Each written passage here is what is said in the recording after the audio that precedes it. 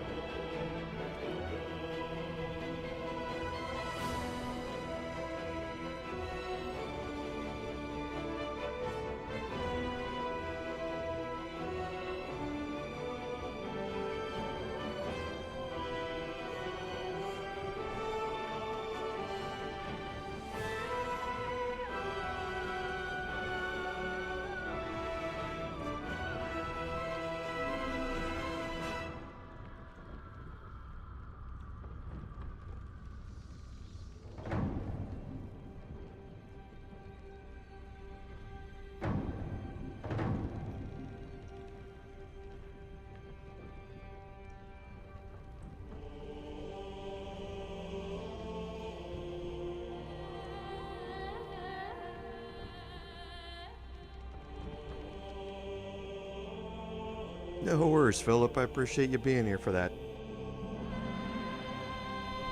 Take it easy and have a good day at work.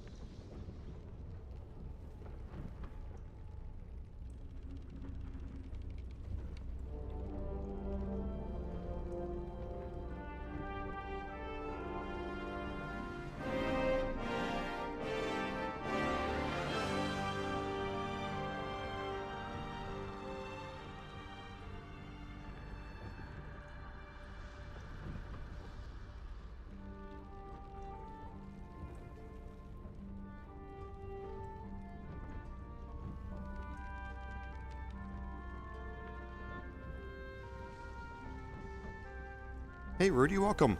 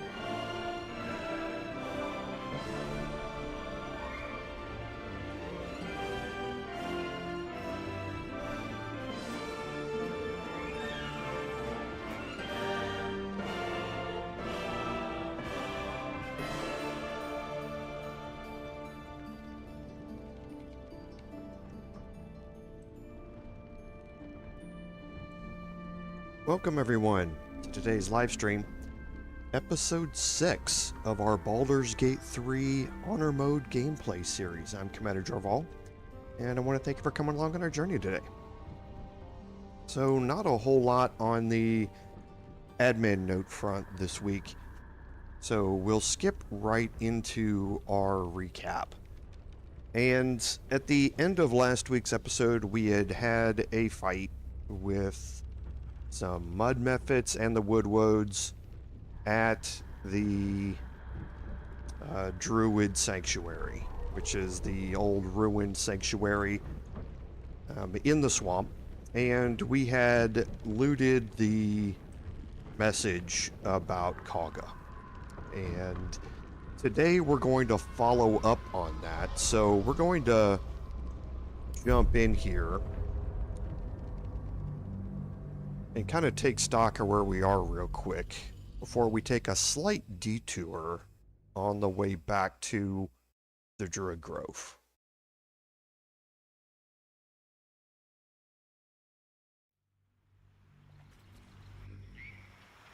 Okay, so here we are. Off stream, the only thing that I did was I did all of the looting in this area here.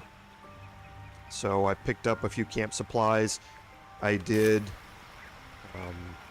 loot a few more of the barbed bulrushes for some poisoned apples and that sort of stuff here in this location, but that's the only thing that I did as far as exploration goes.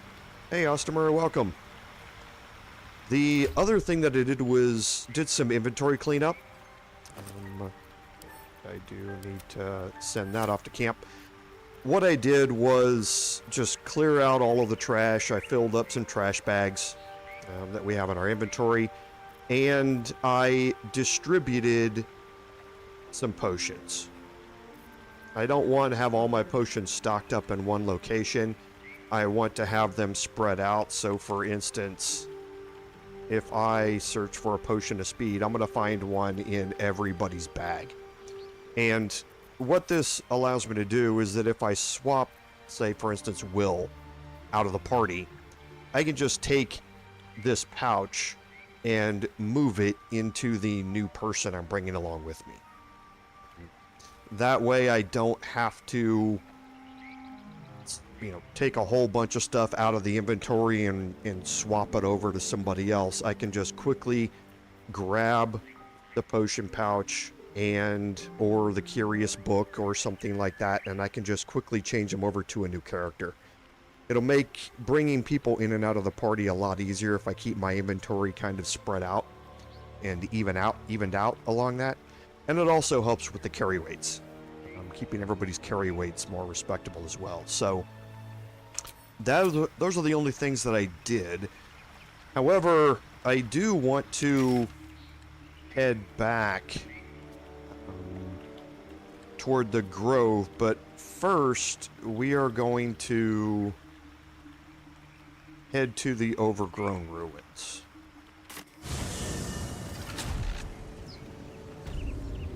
And we're going to head back. How much further can I go? Not this way. We're going to head back this way. We're going to head back toward the beach. Toward this location here.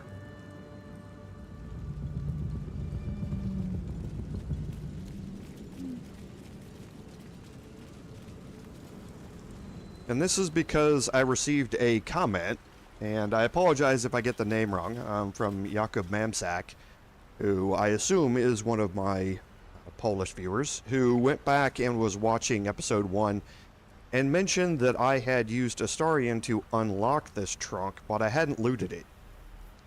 So I went back and watched the video, and sure enough I hadn't.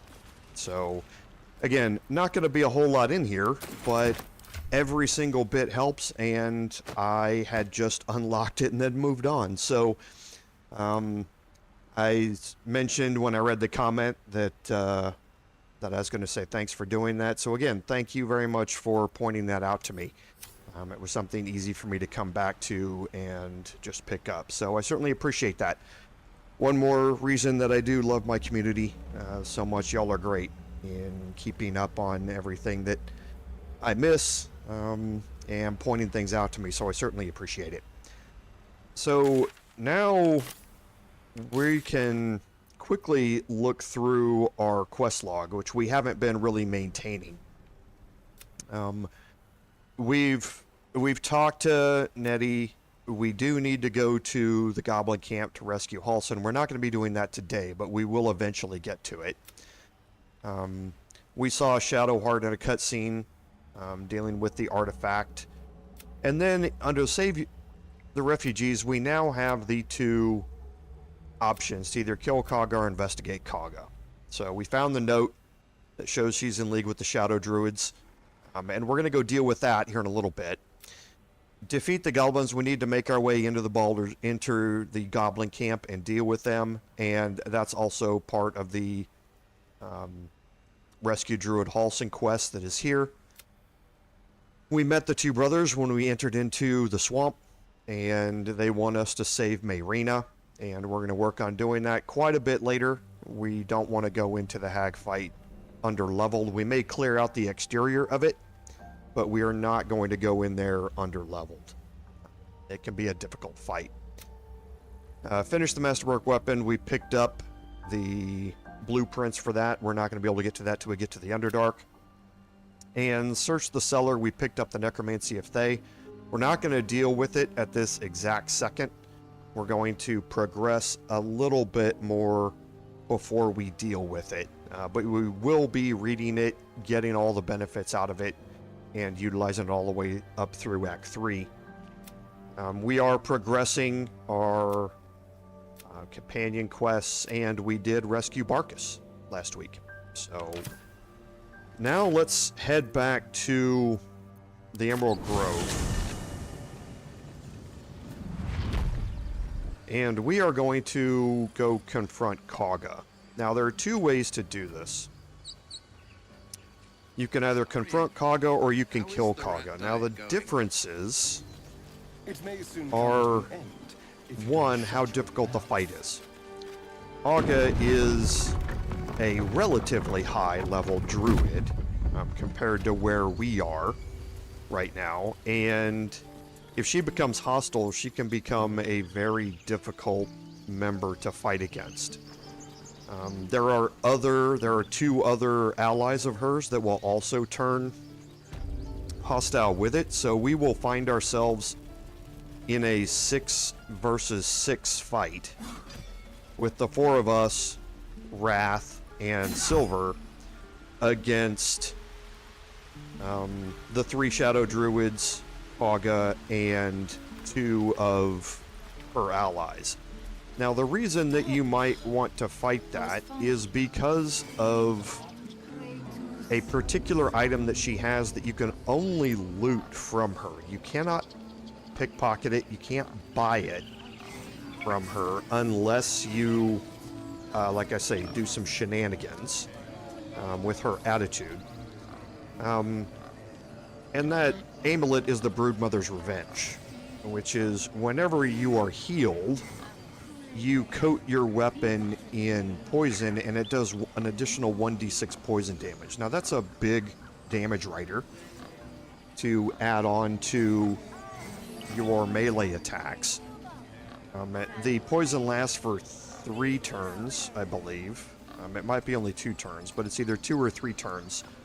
And it can only be applied on a dippable weapon, so you're not going to be able to apply it to the Everburn Blade or something like that you can't dip because it already has a flaming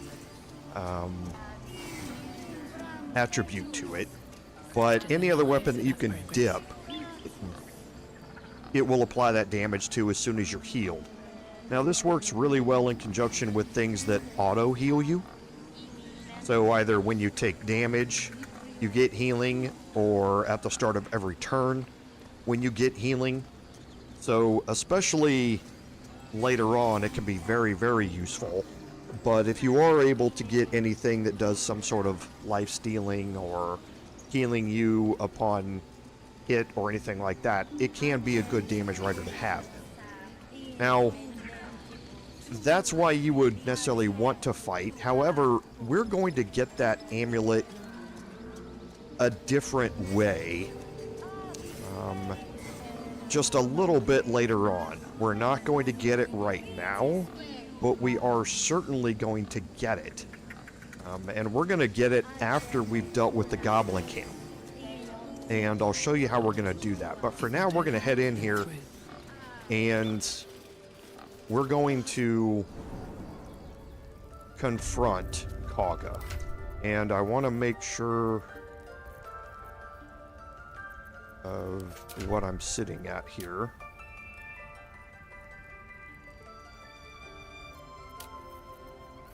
So my persuasion's at +7.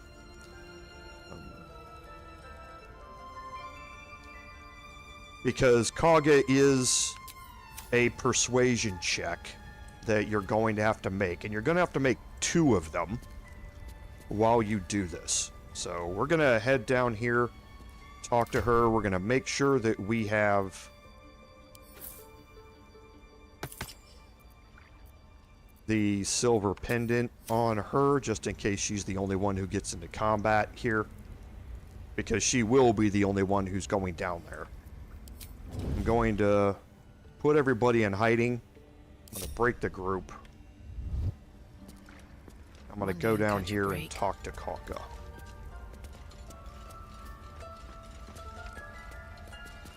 Why are you here?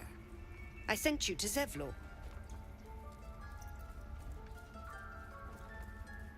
What?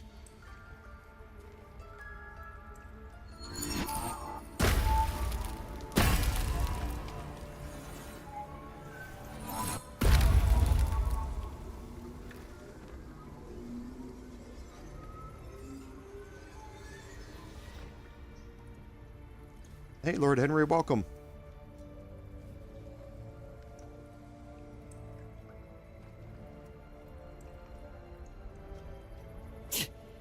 That damn nose of yours has gone poking in our business. Mistress Ollerton, I can explain. Shh, shh. No need. It couldn't be helped. Kagha, what is the meaning of this? You think yourself quite the spy, don't you? Go on, tell him.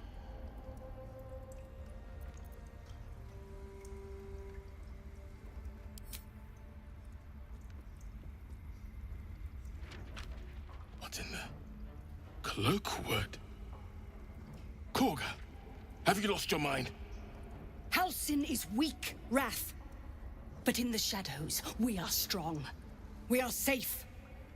There is no other way. You and Halsin welcome untouchables to your midst. You defile the grove for the sake of harmony. Ollerton speaks truth. Who among you disagrees? Who would see this grove in ruin?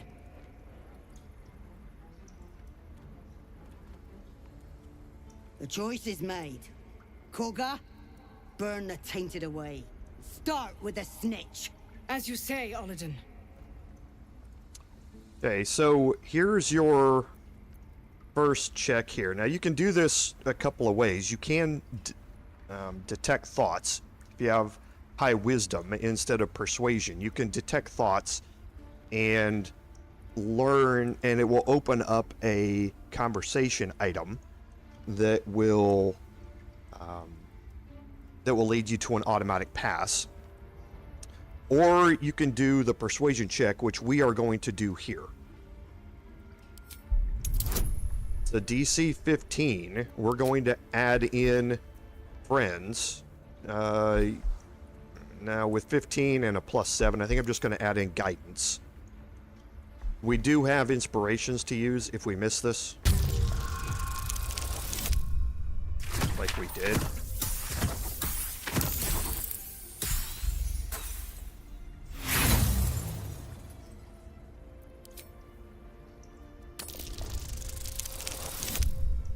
There we go.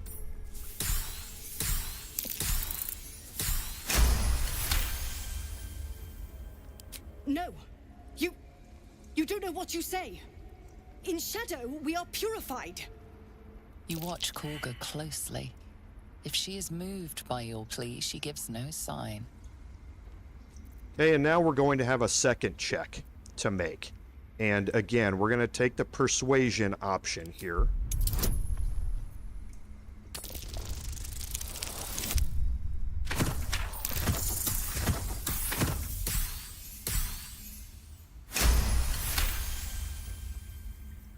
When the darkest hour fell, it was us that brought light. Silvanus demands we illuminate shadow, not hide within it. How was I so blind? Careful, Kagha. The shadows don't forgive. I belong to the shadows no longer. You've no power over me. You would question my power. Mother Earth, hear me. Grant me your wrath.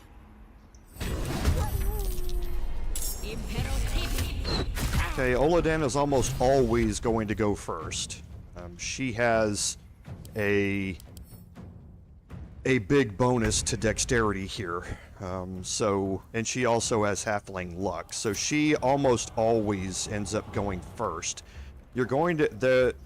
The Shadow Druids are going to be rolling high in the initiative order as well. Again, because of those same reasons. So that's why I tend to keep my party out of combat here.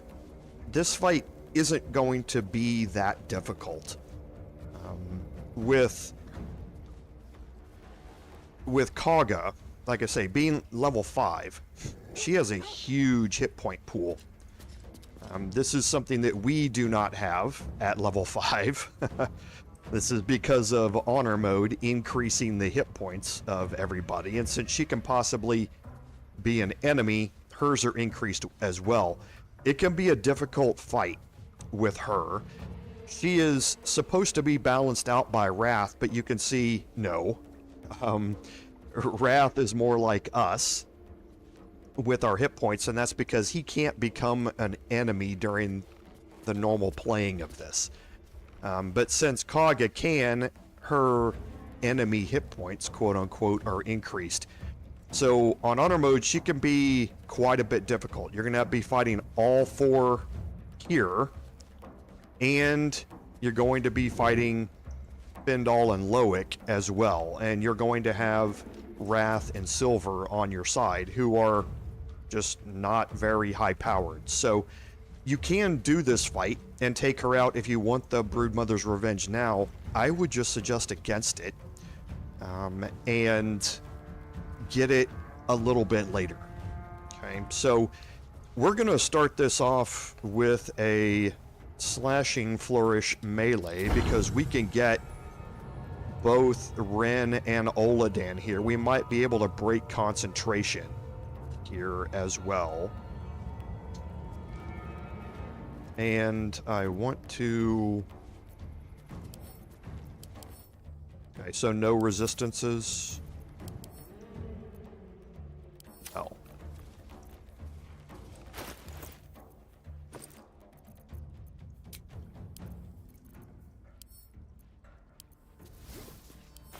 Okay, so I'm out of coding. Then do my slashing flourish here. I'll actually move in here.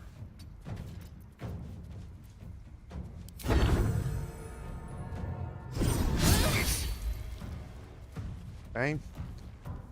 And now we'll go ahead and bring everybody else in here. So we managed to hit Ren. We do want to try and break Oladan's concentration. Getting one more person into the fight would be helpful here.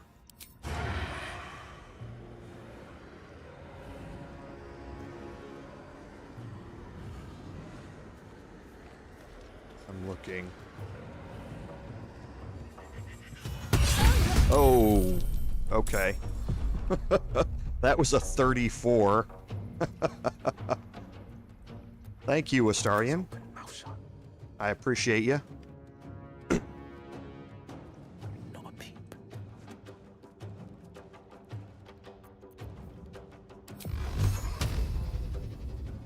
Let's see if we can get rid of Oladan entirely here. That's outstanding. Staying out of sight. That's exactly what we wanted to see. Unheard, unseen.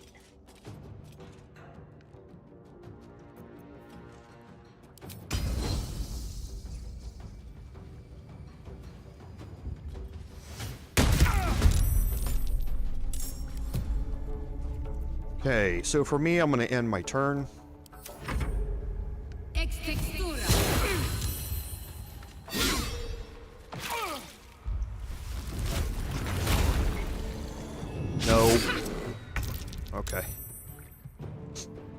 That's the only bad thing about being there, is that they can move around behind you and they will attempt to shove you off here.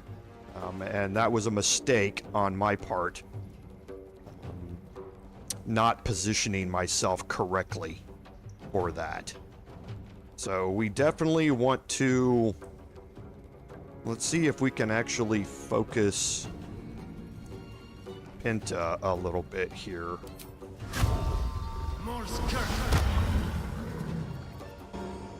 Pinta's threatened, so we can get sneak attack.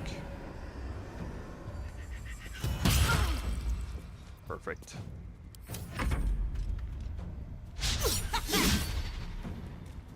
And at level 5, Kagha gets... Thank you. Kagha gets an extra attack as well, which isn't nice.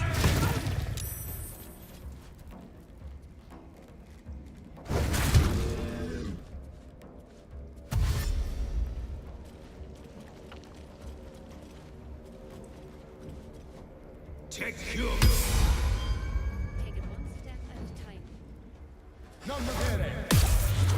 Oh boy, that's gonna end that.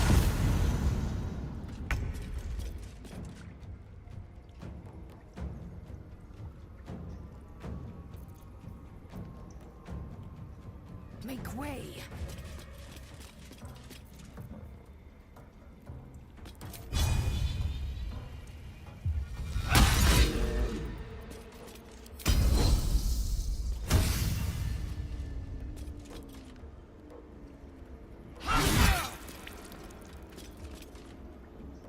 The blade will not bend.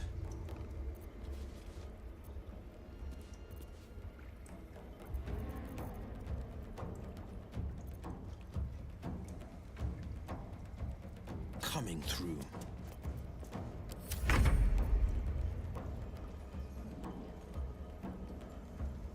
Okay, so the dazed condition here. They can't take reactions. So we can move and go attack Pinta if we would like, but instead, we're just going to move out of the way, and we're going to do a slashing flourished ranged. That lets us attack 2 different people. Oh, left him with 1.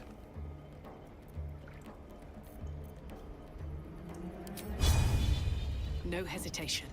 Okay, perfect. And now, before we go talk to Kagha,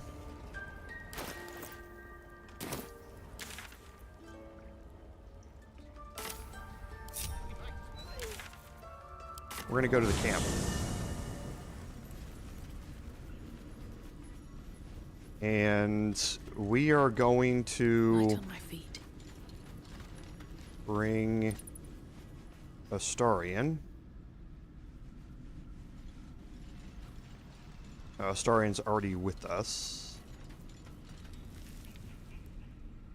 There he is. So we're gonna quickly take Astarian and see.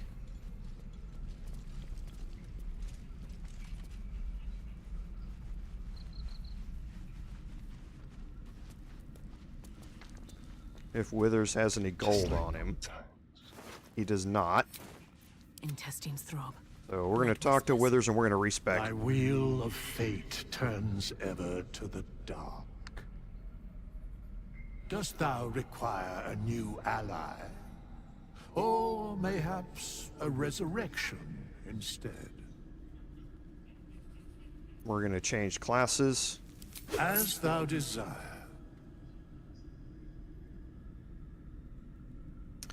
And we're going to change our class to a druid. Okay, we are not going to level up or anything like that, but we're immediately going to bring Astarian back. Tread carefully.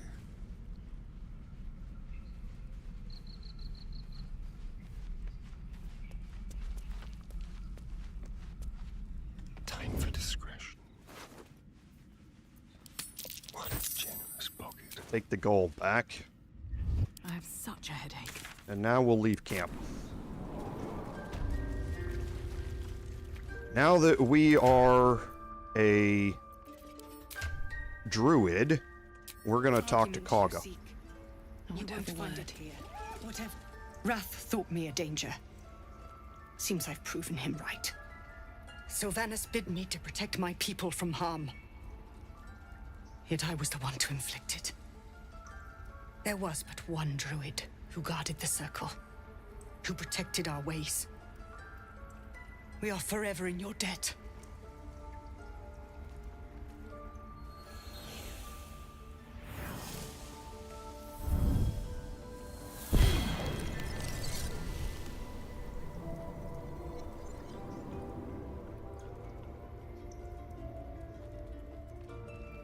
You burn like fire. You howl like wind. You are Faith Warden. Take our gift, and be known. May I not be the last monster you vanquish.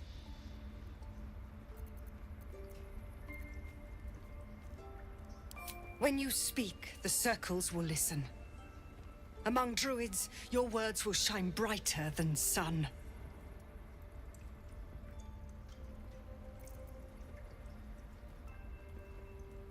I endangered a child.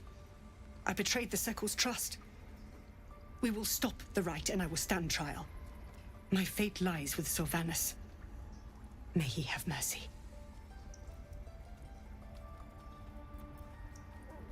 We will grant them safe harbor until they depart. Meanwhile, help us contend with the goblins. Perhaps we can dissuade them from attacking. It began with a letter. There was no messenger, it simply appeared. Olladin came soon after. An army was coming, she said. Goblins, drow, and more still. Legions upon legions. The druids of Cloakwood knew the dangers this would bring. They ordained that all circles cast the rite to shelter from the storm. Olladin taught me to harness the Tree Father's power to wall us in. In return, well, you know the rest. I would turn the grove over to them. I won't forget the wounds I've inflicted. I pray Halsin returns to heal them in full. Okay, and we received an item there called the Pale Oak. This staff is only acquired if you confront Kagha and don't kill her, and you are a druid at the time you talk to her. You don't have to be a druid when you're in the combat. However, when you talk to her, that character that talks to her has to be a druid. And that's why I went and did a respec, and you get a special dialogue there where you are named Faith Warden. You're going to be greeted differently by other druids that you're going to encounter later on because of being named Faith Warden. But that there isn't any other consequence to that. And then she gives you Pale Oak. Now, Pale Oak is a quarterstaff, and it has Faith Warden strides, so druidic vines cannot ensnare you and do not count as difficult terrain. Now, the one caveat to this is the encounter with Jaheira when you enter the Last Light Inn the first time. She casts druidic vines on you, and that cutscene is prepared in advance. There's nothing you can do to avoid it. So this does not magically let you avoid those vines. It would have been cool if it did. That would have been an amazing set of programming. But it doesn't. But everything else, druidic vines cannot ensnare you, and they do not count as difficult terrain. So this allows you, if you have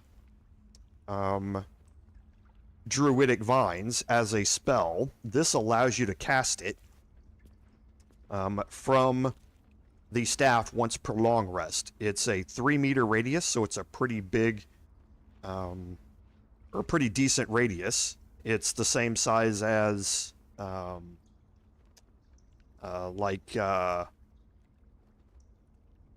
Cloud of Daggers. It lasts for 10 turns. You can range cast it up to 18 meters away. And it's difficult terrain, and it possibly entangles the target. And entangling the target, they can't move. All attack rolls against it have advantage, and its attack rolls and dexterity saving throws have disadvantage. So it can really help you crowd control enemies at a choke point. And because of Faith Warden Stride, you can walk into that area and attack them without having to worry about being entangled yourself. So you're not limited to ranged attacks into that area. You can walk into it and do melee attacks as well. So it does come with the topple action, so you can possibly knock prone. That's standard to all quarterstaves. But it's not a game-changing item in any way. However, you do notice one thing about it. It is expensive. So if you get into a money bind, you can sell Pale Oak very easily and make a decent amount of money out of it. So I'm going to keep it on me for now, but there isn't a real benefit for me to have it in particular. So as such, I'm gonna go talk to Wrath here as well. You have saved Kagha from herself. I cannot thank you enough. And we must have knocked somebody out. We did. Ren got knocked out. So let's go finish him off. And we can do some searching here.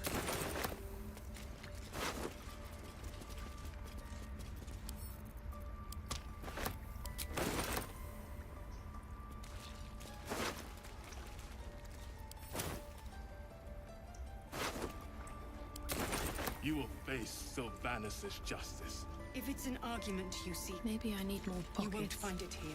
Whatever the True Father's judgment. Okay, we'll just do a last little bit of searching here, and now we're going to quickly head back to camp. Bindal, who we rescued from the tunnel. Oh, my savior. I wish you could have visited in better times. Okay. But now we are going to head back to camp.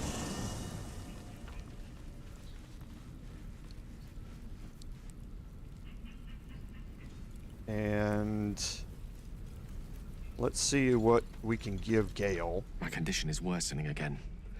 I need to consume some powerful magic or it may become volatile.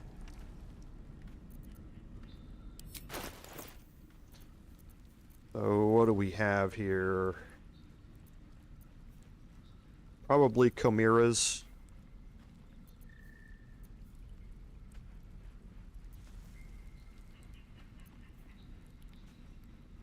Actually, the Moondrop Pendant. Thank you.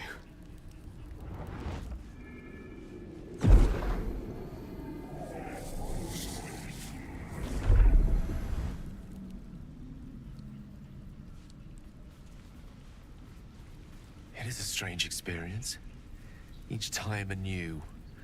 Like a lost soul is spelunking through the darkness that is me, only to be sacrificed on the dread altar of the heart.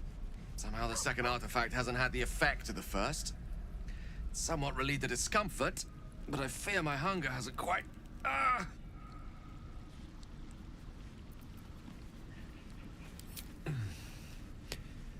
The magic isn't having the effect it should have. It's not like the last time, like a rainstorm that quells a forest fire. It merely drizzles.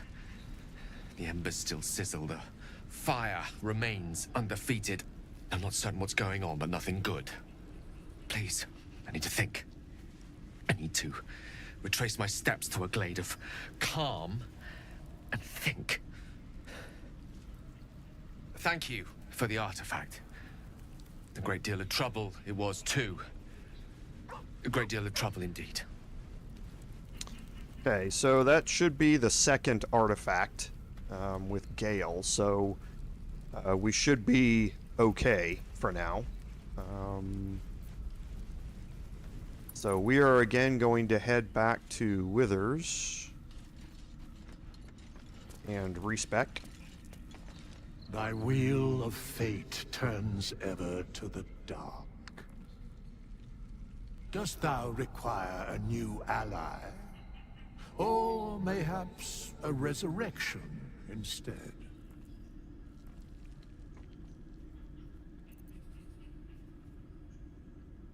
The bard's death is a weight for thine own conscience to bear.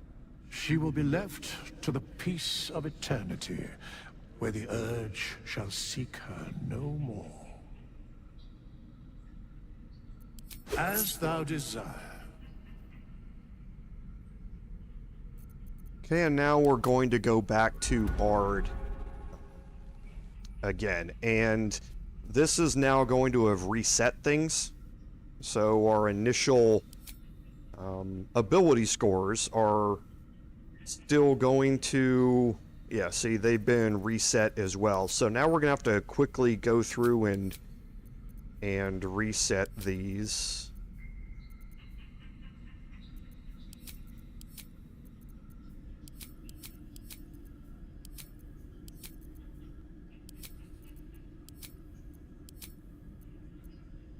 So 2 and 1 there. We're going to drop that, take that up to 14. For our skills, those are the ones that we want. And we're not going to level up yet. There's a reason for that. We're wearing armor that we are not proficient with and everything else, but we are not going to be getting into any combat for now. So we're going to leave camp and we are going to head to now I guess I can do this while I'm here. Was going to head out and do something else, but we can take care of something else while we're here. Now that the rite has ended, you can talk more to the druids. You can see that they're no longer keeping guard over the entrance. The tieflings, you're going to see some of them wander down here into the grove area. But the thing that now we've completed the Kagha quest. The kill Kagha, we chose to not do that instead. And Gale obviously consumed another magical item. So we're going to go out here. No, actually, we'll do that. I'm just trying to conserve movement now at this point. So we'll... Heading out.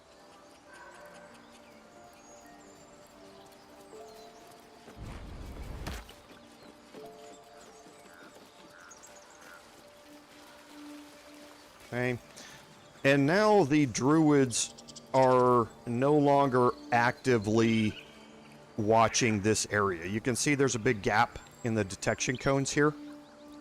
So you can attempt to do this while you're hiding. I'm not going to do that. Delicious. What I'm going to do is kind of group everybody together here. Where am I needed? I've got a long road ahead. Can't believe I fell Okay. for lies. And now that everybody's together, I'm going to group them back up. That's important for how this is going to work. And then I'm going to have Will cast darkness. Now you want to be very careful where you cast darkness. You do not want to cast it on the idol. If you do, you're going to get this little pool of tiny darkness up here, and the rest of your characters are not going to be in darkness. Something's bugged about casting it on it. I've even had it, like, if you cast it up here, it kind of bugs out a little bit. So I'm going to look at the detection cone for this, and if I can cast it on one of my characters, that's a much better way to do this, to ensure that it doesn't bug out. So if I either cast it using Astarion as the target or Will as the target, it looks like it's going to entirely cover the idol. Yes, it will. So I'm going to cast it on Will here. And I'm immediately going to go into turn-based mode. Astarion is the closest. You can see that the detection cone is not revealing me. I am going to take the idol. Okay, I'm going to immediately exit turn-based mode and go to my camp. That takes my entire group, because they were still all grouped together. That takes my entire group to my camp. Okay? You want to get out of there as quickly as you can, because it is possible. There's a non-zero chance. It's fairly rare, but there's a non-zero chance that one of their detection cones will see through the darkness, because the pedestal's a little weird. Like I say, it causes some buggy interactions with AoE effects. And that druid will move towards you, and you will be caught stealing. So you want to immediately exit out of turn-based mode and come back to camp. Okay, and then you can leave camp, go back there, and not have to worry about any of the repercussions. Okay, so now we have the Idol of Silvanus, and we're going to quickly drop this in here. This is something, if you haven't noticed about your inventories, I wish it did. But when you transfer an inventory into a bag or a pouch or something, they don't automatically stack. So you may open up your inventories and look at them, and you'll have to manually stack them together there. But now we have the Idol of Silvanus. It's in our hands, and we can use that to complete this Steal the Sacred Idol quest for Mole. Okay, and that's what we're going to do. There's something to notice, though, however. The Idol of Silvanus comes with a status effect.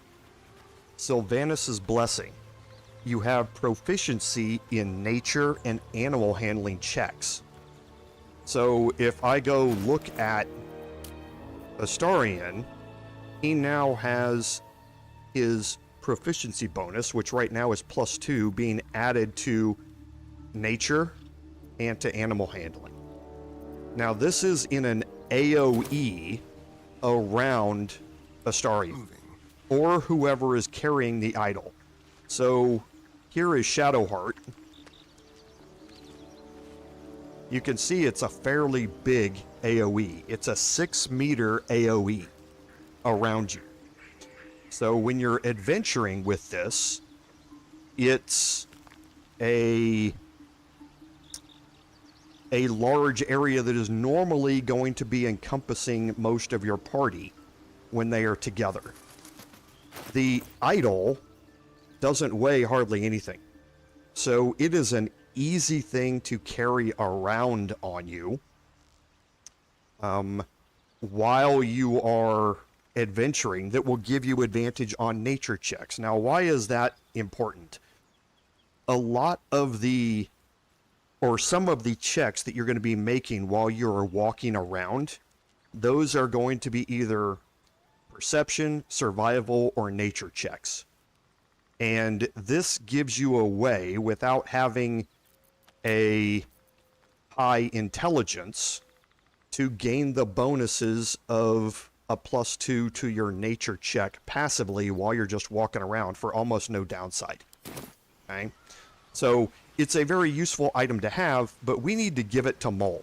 And that's what we're going to go do.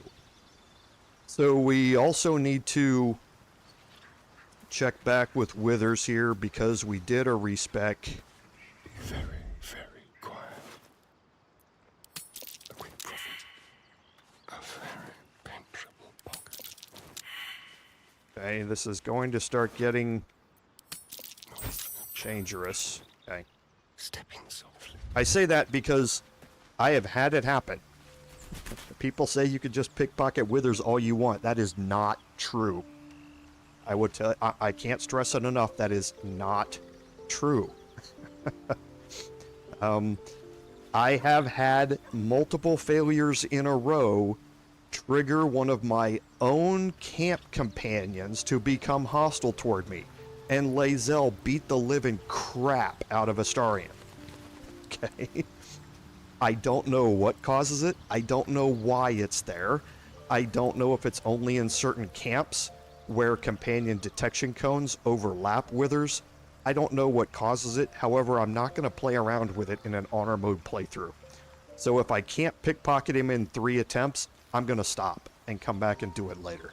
Because I don't know what causes it. I have video evidence of it in my recordings on my personal playthrough, where half of my camp went hostile against my main character because I was playing as a bard who was my main thief class as well. So I didn't have a high percentage chance of doing it, but I figured I'll just keep doing it until I roll a nat 20 because he had like 900 gold on him. And I rolled, and after 6 or 7 attempts, half the camp went hostile toward me. So, no, I am not going to do that ever again, especially on an honor mode playthrough. So, now we're going to leave camp, and we're going to head back out to the Emerald Grove environs. And we're going to make our way back into the camp. They should all be running. Yeah, and again, I don't know. I can't tell you what did it. I didn't spend enough time trying to replicate it, but you can see everybody in my party has Silvanus' blessing. I don't fight to be flattered. Okay? While you're walking around, it's very, very likely that you're always going to have it. Hail, Scorcho, welcome. So we'll make our way back in here, and we're going to put this. Let's do some quick trash baggery here.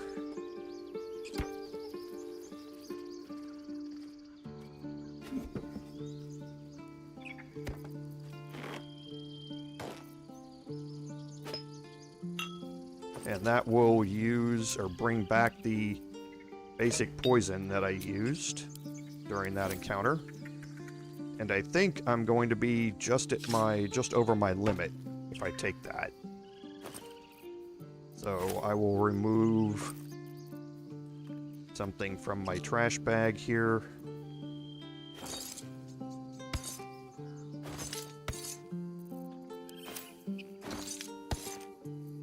And that should be good. Okay. So now we're going to head back in here and we're going to go talk to Maul. And then we're going to pull one more piece of shenanigans here. Seems simple enough.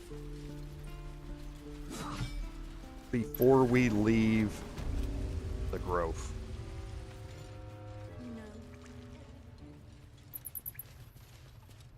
Don't worry, kid. In Baldur's Gate, purses practically grow on trees. Be patient. We'll get there.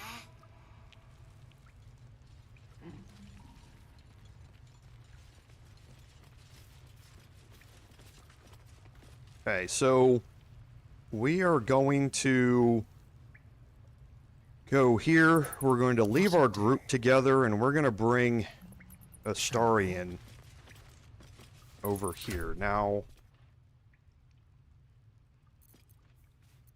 I want to look. So, okay, so he's got the gloves of power on. And we're going to wait for Mole to come our way. Nothing hurts anymore. I don't think... Yeah, there he is. And when he gets close... Keep your distance, darling. No time to rest. Oh, yes, I can't cast spells because I'm not proficient with the armor, so I need to take that off. Be in my underwear for a second. We're going to own that town.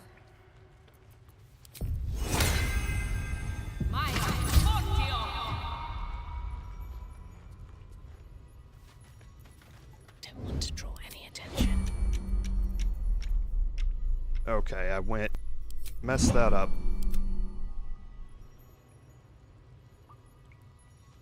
On the hunt.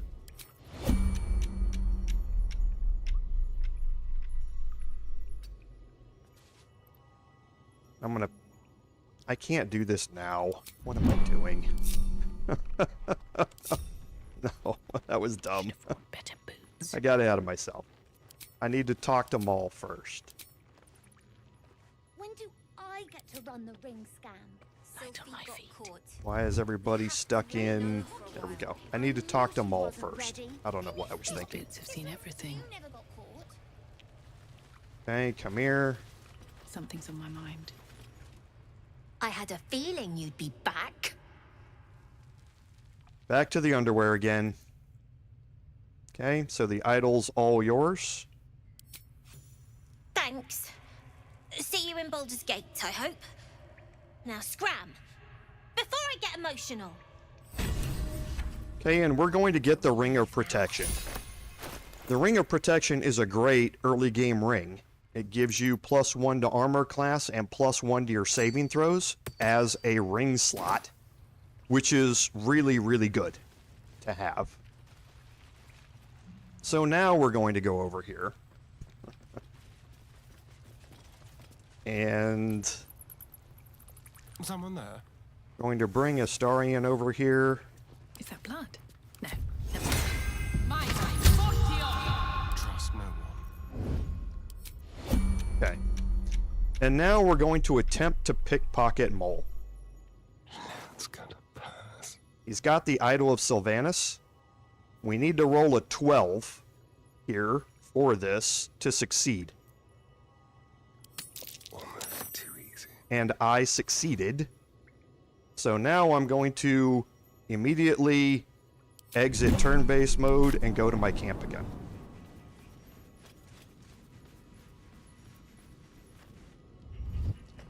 How many die today? How many die tomorrow? So now Astarion has the Idol of Silvanus on him. Mole is none the wiser. We got the Ring of Protection from completing his quest, and we now have a permanent buff, so to speak, to being able to have proficiency for our entire party in nature and animal handling while we're just walking around. So that's another bonus that you can grab here in Act 1, and there's no downsides to doing it. If you fail the steal, the sleight of hand check with Mole, his attitude will go down towards you. You can do it, you can fail it 2 times before his attitude drops enough that they will become hostile towards you. But you can always bring his attitude back up by donating gold to him. So you can theoretically do it over and over and over until you succeed on it, just by utilizing gold to bring his attitude back up. So we are not going to putting the Idol of Silvanus back into the grove doesn't do anything. They don't know or necessarily realize that it's missing for some reason. So there's no benefit of putting it back. There's no downside to it being gone as far as the grove is concerned. So we don't need to do anything with it. We're just going to keep it in one of our party members' inventories. and that way we can get the benefit of Silvanus' blessing as we go. Okay. Shouldn't have wished him So, interesting times. and you certainly can. Yeah, you can. And Lord Henry, that's a very good point. You can trade it back and get gold out of it if you don't want to. If you don't think that the buff is that important, or if you just want to keep trading the thing back and selling it and stealing it and trading it back, you certainly can do that as well. And it's a way to keep getting a set of, that first set of gold, and then you can steal it back afterward again if you want. I don't think I'm that hard up on gold that I would need to trade it back to him and then steal it again. But if that's always an option to do, because it is worth 350 gold. So you're going to get a decent chunk of that when you try and sell it. So we are now going to head out toward the Goblin Camp.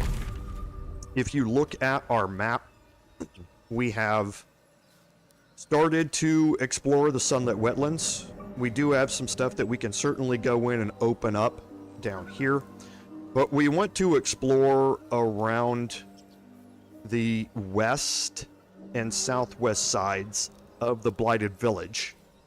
And as part of that, we are going to head into the Goblin Camp just for a couple of things. Okay, so we're going to head south and go out the south exit here. On my way. And again, we are not leveling up because we're not going to get into any combat here. And we're not going to have any persuasions or anything like that we would need the additional skill bonus that the Bard is going to get at level 3 to deal with. So we're just going to head out here. And again, you can see Silvanus' blessing is going to stay with us as we just travel along.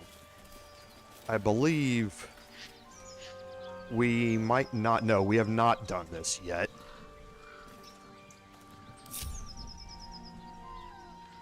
And I can't remember what check this is.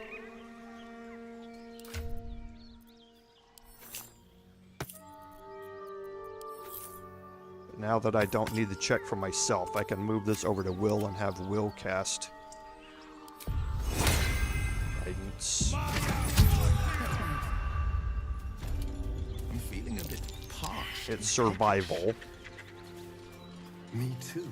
Keep an eye out for any passing invaders. I'm afraid you'll have to content yourself with vagrant chickens. Okay. Heading out. So there's the check. Here we go.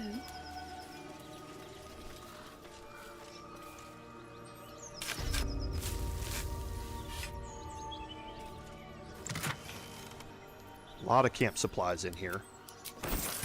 And there's a berry bush, don't forget about it here, and another one here and here.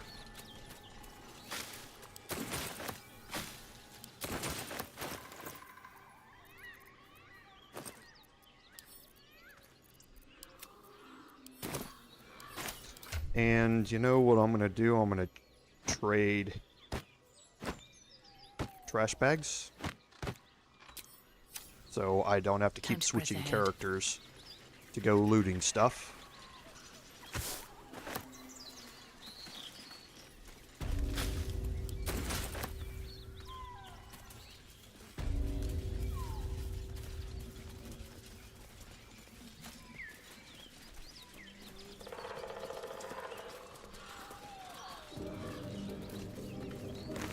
These class burrows don't normally have anything in them, but I'm always hoping against hope that there's a roll involved on a loot table.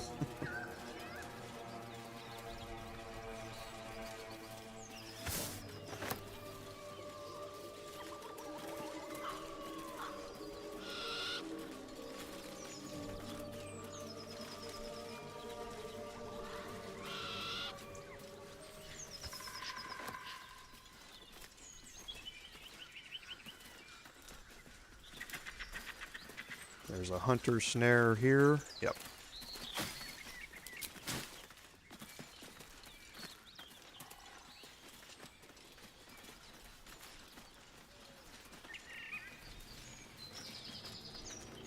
And another one here.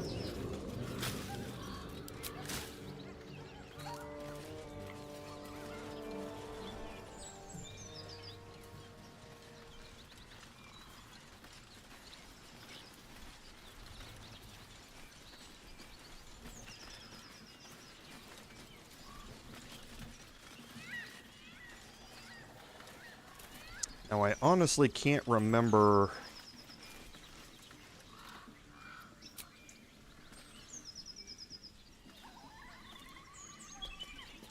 if I think I have used it. We're not going to get an option to use an elithid power here because somebody's waiting for us. Saza is waiting for us at the entrance here, and she will get us into the Goblin Camp. We won't have to either use a persuasion check or use a tadpole power to get in, which is kind of a shame. We already missed one use of a tadpole power, and we need to use 3 of them. We need to use them 3 times to be able to unlock the usage of the additional tadpoles that we have and our tadpole power. So I wanted to unlock those as quick as I could.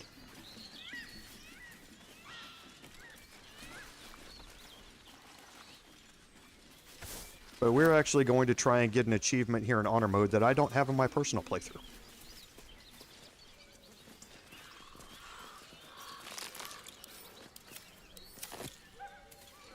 Okay, so now we've opened up all of the map here. We have another area we can go down this way. You can jump across here to come in the back way.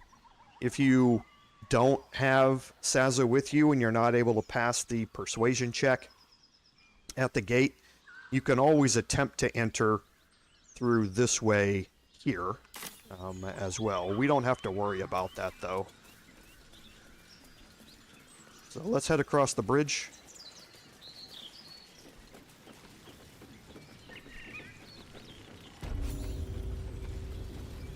I'll tell the gods what's what.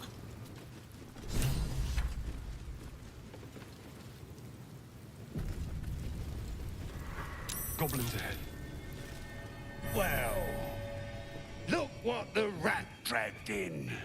Can it? I know something Ragslin will want to hear. Yeah? What's that? I've been in some druid's grove. This one sprang me. Now move over so I can tell Ragslin myself. Hold on. Where are the raiders? Dead. Every last one. Ragslin's drow friend won't be happy to hear that. She'll be happy enough when I tell her where them looters is holding up. Let me through. Hold on now. Is it true what Saz says? You helped her escape that grove?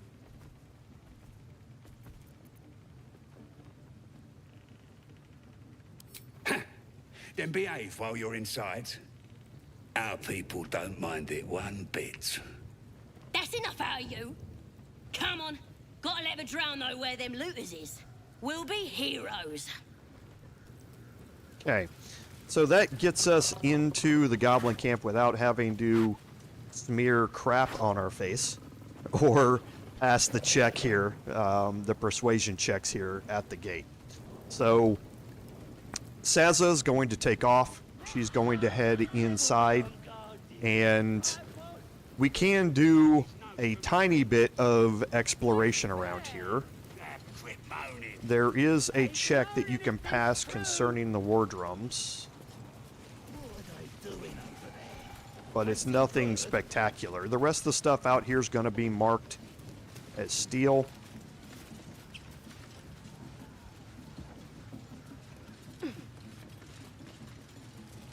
You can also jump your way around this way So again, another way to get into by avoiding the front gate is by making your way around this way.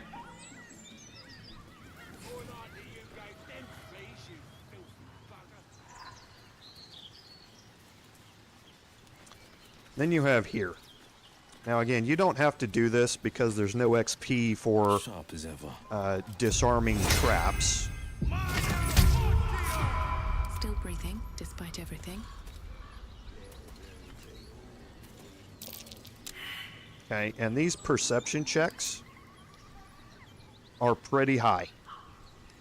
Okay, so what this is in here is that there are several blast mines here and here, and if you try and walk through here, they will explode. They will catch the web on fire, and you will have not just blast damage, but also burning damage to go along with it. There's also some more over here.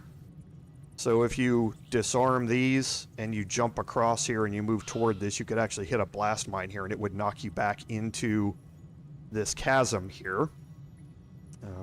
So it can get fairly dangerous to try and come in this way. There's no loot or anything back here to try and get, so there's no real purpose or there's no real need in going in there to do anything, but it is another way in.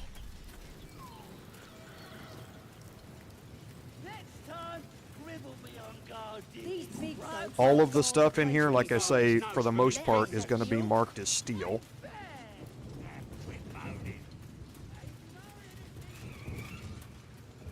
We are going to have some barrels over here that we can search, though. Anything of use?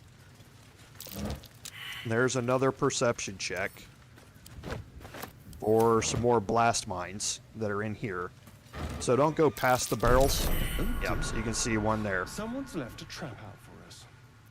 Astarian succeeded on that, and he rolled a 17. So this one was only a DC 10. Some of the others are substantially harder, as you saw.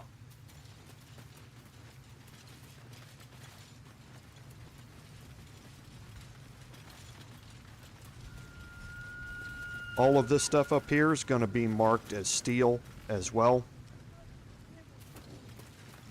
And you have a free way to get into the mountain pass.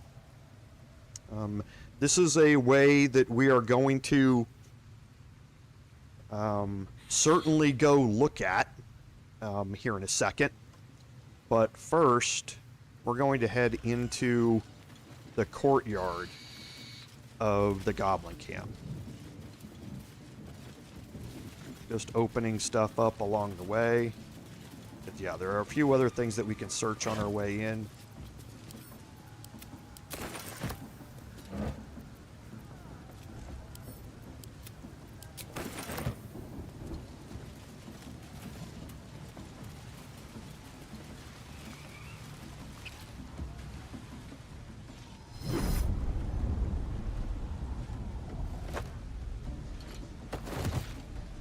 Interesting. Hear my voice. Obey my command. The voice is irresistible. You recognize the overwhelming authority that you've used on others, only infinitely stronger. Your vision clouds, leaving you in a dark, featureless shadowscape. Nothingness in every direction. Then there are 3 figures before you. An armored male elf exuding power and command. A handsome younger man with a quick, easy smile. And a pale young woman with even paler eyes. These are my chosen. They speak for me. Aid their search for the weapon. And you will be worthy to stand beside them in my presence. The visions fade and the voice falters as a strange energy swells around you. The many-sided artifact. Somehow you understand it's repelling the presence.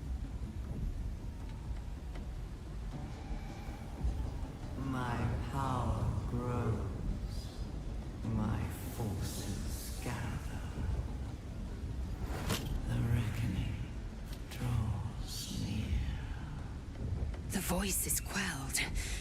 The artifact's doing...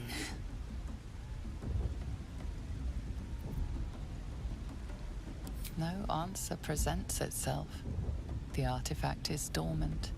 The voice and visions are gone. Okay, I have never had that trigger randomly walking around the Goblin Camp. I think that must be a bug of some sort. That cutscene is supposed to trigger either or when, the first time you try and enter the mountain pass.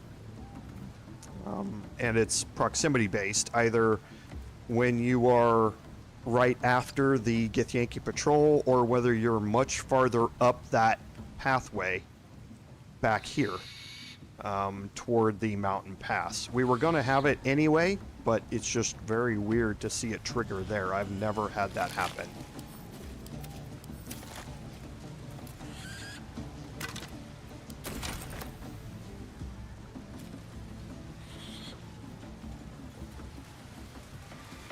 Okay, so we're going to head into the courtyard here. Sounds like they've captured themselves a And bar. here's Brenna and Andric, who we told to head over here. And we're going to go talk to Grat the Trader. Actually, let's not. Let's go do the Volo encounter first. Makers of blades in the quarry. Ah, with fragulous crown and with scepter abraid. Draw Ragslin, short work of the innkeeper made. The inn burnt to ash. The captives were many. Goblet kind had reduced them to cowering filfenny. So raise it, your goblets, and drain them with pride. Draw Ragslin, the true soul, had led you gallant. I reckon Draw Ragslin's the gobbo in charge, the way this one's carrying on. You! Move off! Do as she says. Now. Now, where was I? Huh? Wait a tick! That a friend of yours? Oh, certainly not. What are you doing? I'm busy here. You lying. To you? Never. Come, let's continue our ballad. Draw Ragslin, draw Ragslin. I am draw Ragslin. Tumptuous, draw Ragslin. You broke him. Wait, wait. Draw Ragslin. We pray. We. Come on, pigeon. Back to your cage. Now look what you've done. Hey, Of course. well, chat is saying that, Right. Yes. that is a third location for that cutscene. I have never seen it there. I mean, I'm sure you're right, but I have never once seen it there, and it's just strange for me to see it because I normally open up every area of a map when I explore it, so I'm sure I would have opened that area up before I ventured down or up the passageway toward the mountain pass, and I've never seen it before, so it might be something. Maybe they added a third one in as well. Don't really know. You look like you got something jingling in your pocket. Looking to spend it? Nicked him off the dead, didn't I? Okay, so Trader Grat here has some really cool items that you can pick up here. And the Doom Hammer is interesting in that every strike you get, or every strike, fills the target with chilling dread that prevents it from regaining hit points. In other words, it's like Bone Chill. It keeps the target from healing in between your attacks. Undead creatures also get disadvantage on attack rolls after you hit them with it. So, can be interesting. It's not something that I really care about. You have the returning pike, and this is the first time that you're going to see a weapon show up. So without Eldritch Knight or something like that, this is a weapon that when you throw it, will return to its owner. It's a +1 weapon as well, which makes it nice. It also is a pike, so it has extra reach when you're using it. So for your throwing barbarian types and that sort of stuff, the returning pike can be, again, pretty useful. It's not something I'm going to focus on in this playthrough. For the rest of the stuff, you're going to see your first ventures into +2 armors from the loot pool. And then we get into these 3 items. So the first is the Boots of Aid and Comfort. When the wearer heals a target, it also gains 3 temporary hit points. Now, when that can also be useful is when you are wearing an item that gives you another benefit whenever you are healed. Because then you can heal somebody else. You're going to gain 3 temporary hit points, and those 3 temporary hit points count as a heal, which will trigger an on-heal item. So in that case, again, if you've got something that works with an on-heal type of thing, like Broodmother's Revenge, you can heal somebody else and gain the benefit of it yourself. So a very useful set of boots. The Swiresy shoes are really good for giving you acrobatics +1 to help you avoid being shoved and that sort of stuff, but it also just increases your jump distance, which, because we have low strength on most of our characters, and we will quite a bit later on when Lae'zel becomes more secondary to our party makeup, the extra jump distance can be very, very useful. And last is the Gloves of Archery. This comes with Coralon's Guiding Hand. You gain proficiency with longbows and short bows. In addition, your ranged weapon attacks deal an additional 2 damage. These are really good, especially early game.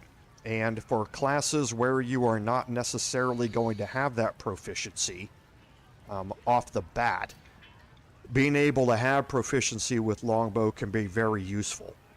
But it's really the additional 2 damage to all ranged attacks that what sets these apart. You're also going to have a decent selection out of the loot pool or dies to be able to pick up. So if we look at Grat here, though, we're not going to buy the Doom Hammer. We're not going to buy the Returning Pike. We're going to buy the Boots of Aid and Comfort for 175, the Swiresy Shoes for 88, and the Gloves of Archery for 425. So we have a grand total of 688 gold that we're going to spend here from Grat. There's nothing else that's incredibly useful for us. So donating enough to Grat to bring his attitude up isn't going to be worth it, because we're not spending enough to make that money back in savings. So in this case, I'm not going to purchase anything from Grat yet, because I'm going to up my persuasion a little bit more before I do that. And the reason that I'm staying at level 1 is so that it's cheaper for me to up the attitude of a vendor. I'm just not going to do it with Grat, but we are going to come back and talk to Grat here in a little bit.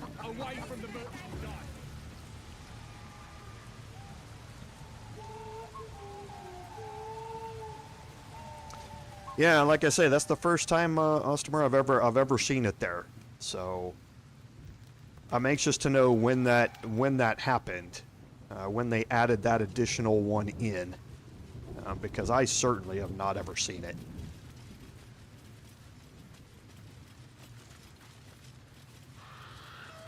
Because normally where I see it is up here. Now I'm going to break my group again. Made at the ready. Mine's never quiet. Okay, failed the survival check.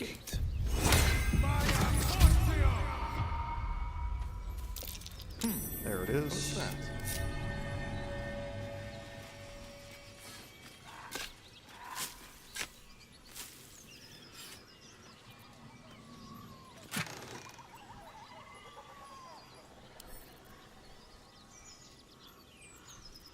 No, I'm gonna take that. Okay. Better not be. And now here you have the mountain pass.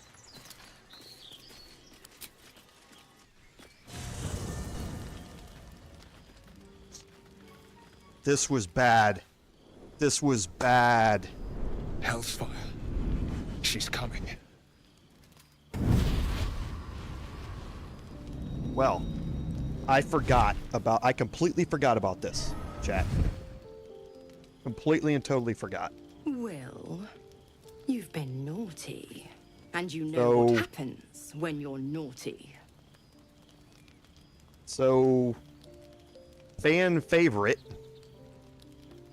will not be in this playthrough either, because I forgot the one time sensitive thing here. And honestly, I didn't forget about it. I didn't think it triggered until I talked to her. I thought that timer only started after I talked to her. I did not realize that it triggered the first time you leave, no matter what. But it does. So, this choice has been made for us. I'm not too worried about it. She was not going to be a main member of the party anyway. But still, it's bad that I didn't realize this was going to happen. I came up with this plan this morning, but I didn't do it in my personal playthrough. But I did read the time-sensitive quest lines, and I thought it only mentioned that it happened after you talked to her. Well, you absolute stinker. You kept me a secret? Time to let the Hellcat out of the bag. Call me Minthara. I'm Will's patron, the fount of his power. My pet's been unruly, and his leash needs a yank. We had a deal, Will. Oh, okay, so... But Karlach's still breathing. It resolves it in a different way than I expected. Okay, this is what I thought. This is what I thought I read. I didn't know this was going to trigger now. So this is interesting because I don't think any of the guides mentioned this happening here. So I'm glad that it worked out a different way, but I had no idea this cutscene was going to trigger here in this way. The point? Oh, yes. Thanks for the reminder.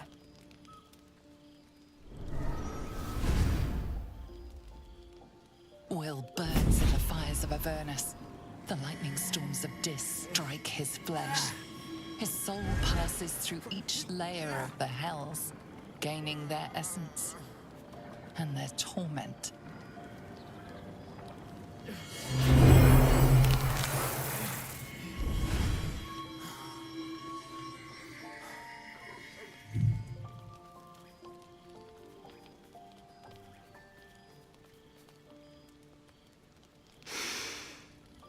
That's better. What the hells have you done? A promise broken, a price paid. You know the terms. Get used to the new form, pet. There's no going back. Some magic even I can't undo. Now, let's see how the frontiers fare without their precious blade. Keep an eye on him, will you? I'll be keeping mine on you. Oh, and Will, Don't forget, our pact still stands. Ta-ta. Okay, no, this worked out the worst of all possible ways now that I think about it. Because I think I know what's happened. So what I'm talking about, I wasn't going to go into it, but I might as well now because I think it's done. Recruiting Karlach, when you meet Karlach, you have the option of killing her and have Will get his reward from Minthara, or you have the option of persuading Will to save Karlach, and then this happens, where Will has to submit to a change in form. However, there's another option with Karlach. If you talk to Karlach, she wants you to kill the Paladins of Tyr. And I know that if you have talked to Karlach and you leave for the mountain pass before you kill the Paladins of Tyr, then Karlach will not be recruitable. But I thought that was only after you had talked to Karlach. Now what it seems is like if you leave for the mountain pass, she leaves. She's no longer recruitable. But she's still alive. And because of that, Will has to suffer the punishment here, and he doesn't get the reward because Karlach is still alive. So this is, if I head back after this, I'm pretty sure Karlach is going to be gone from her spot on the Risen Road. Damn her straight back to the hells. Just look at me. I did what was right, and Minthara made me pay for it. So, pretty sure that we're not going to be able to recruit Karlach, but she's still alive. But we didn't get to save her either. I'll say what I can, but it won't be enough. It's Minthara who grants me the power to conjure armor and cast eldritch blasts. Before I was infected, I could even call hell beasts and summon festering clouds. But I promise you, every thrust of my blade and every flame I sparked was for the good of the coast.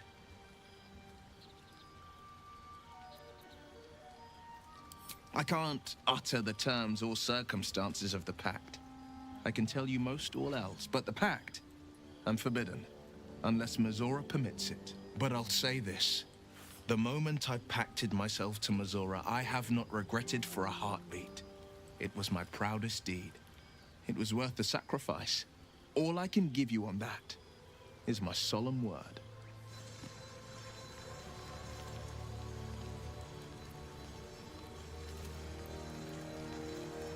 Okay, I'm panicking a little bit now, Joe, because I read through this list earlier today.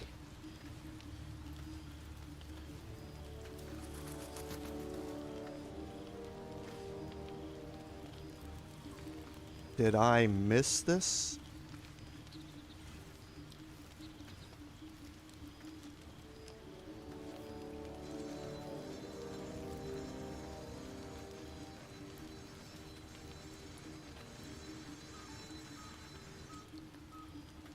I missed it.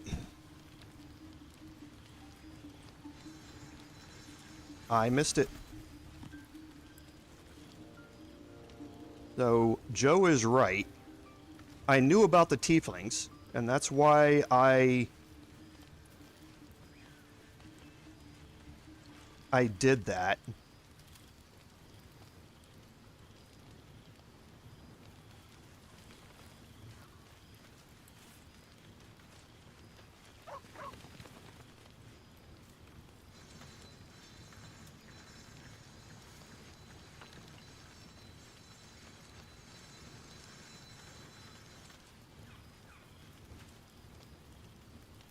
Okay, so I may have just really messed up a bunch of stuff here.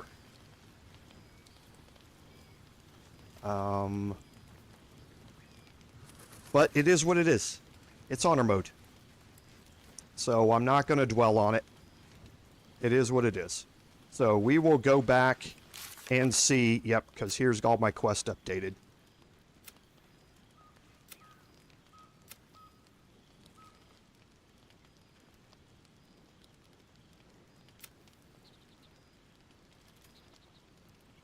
I'll bet you anything, as soon as we pop in, we're going to get a bunch of quest completions. Or a bunch of journal updates.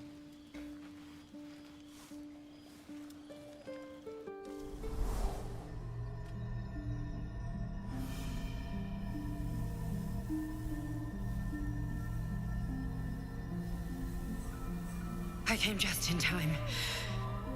You are transforming.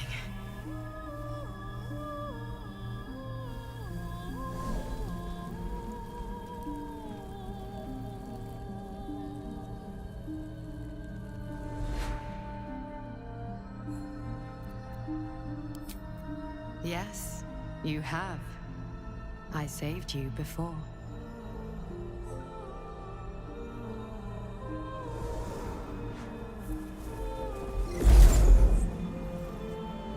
And I'm here to save you again. Don't worry. You will not become a mind flayer.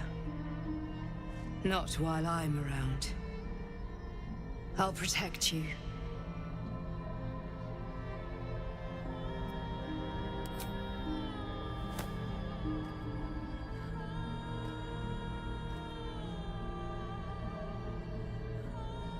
We haven't much time, so listen closely. There is great potential within you. It comes from that parasite. Your instinct is to resist the power it gives, but you must accept it, nurture it. I will keep it from consuming you, but for the sake of both of us, you must learn to wield it.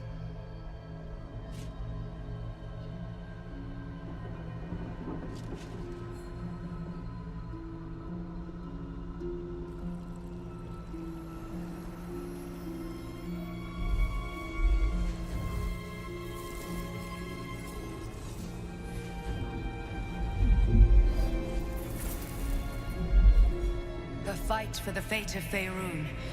A fight we are losing. For now. You can change that, but only if you embrace your potential.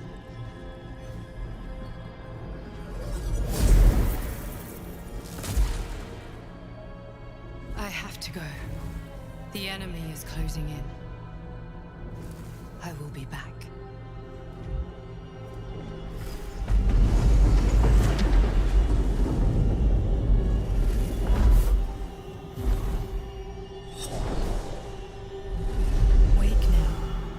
You'll feel better. I promise.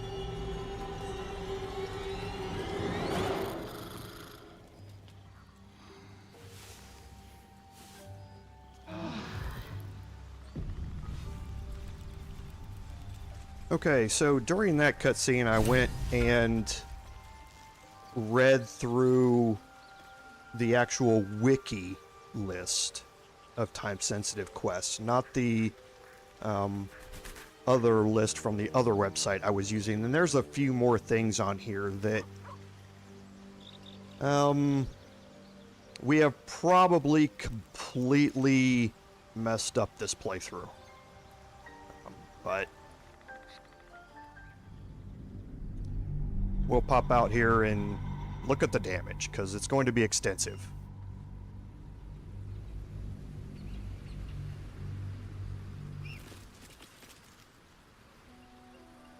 Did we get journal updates? We did. Here's Save the Refugees.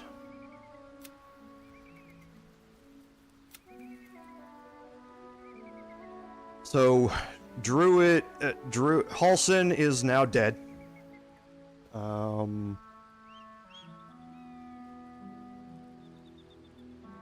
The Tieflings are probably going to be gone. Yep.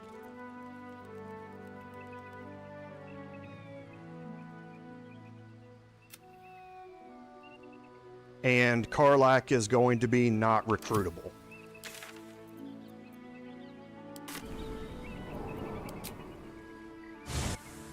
is my guess.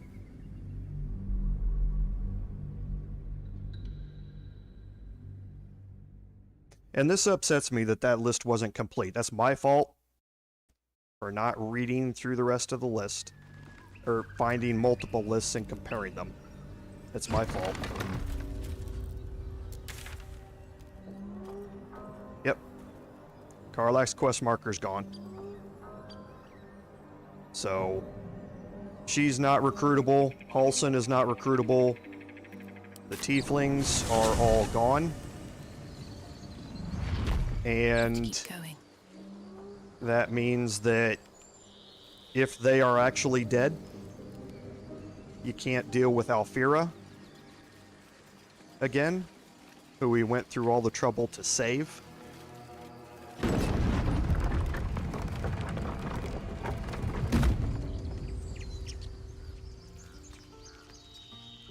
So yeah, see, there's no yellow markers up here anymore. All the Tieflings are gone.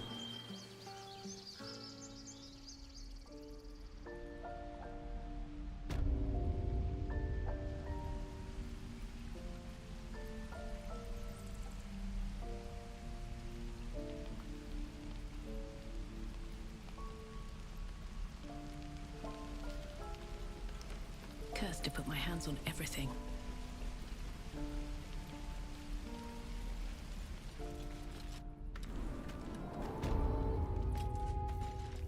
Yep. Okay, so yeah, completely messed up the playthrough there because of a list I had that was not complete. So, and that is entirely my fault for doing it.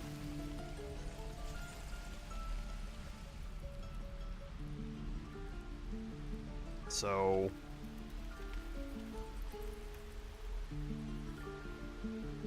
I want to see what's actually happened here with the Grove.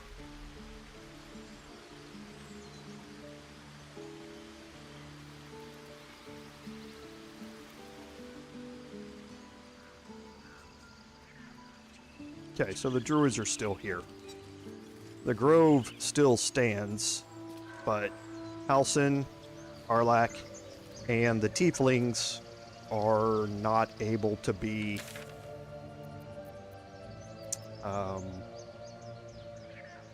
recruited.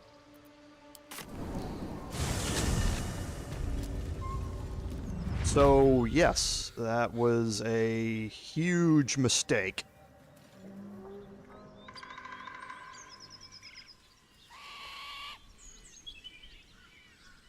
Here, so we will just continue on, and I will deal with this later.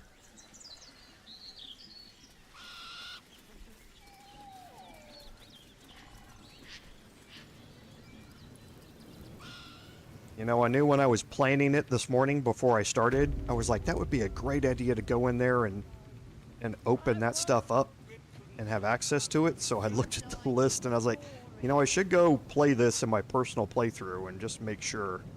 But I was like, no, this list is, I've used this list before. It was a mistake. It was a huge mistake. So I will deal with that and we will talk about it next week. But for now, we'll just continue on what I was planning to do.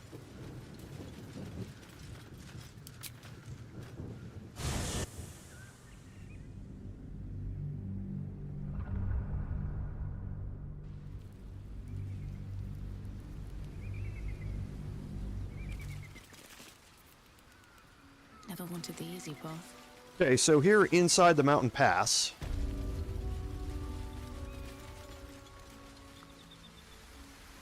on the trail, want to move down here close enough to unlock the waypoint. Wait. These markings. Tirsu's script scratched in the ground.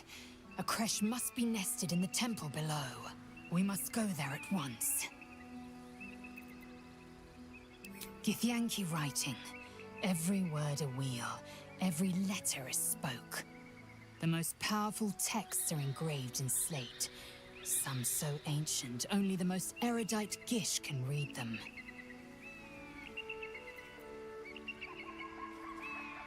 You don't have to trust them. only to trust me.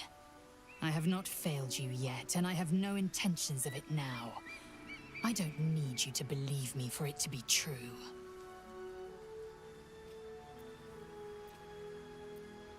Very well. You may lead. But if we stray too far that our chance is lost, I'll make my way there alone. Oh, this is even worse. Because now I have a bad feeling. I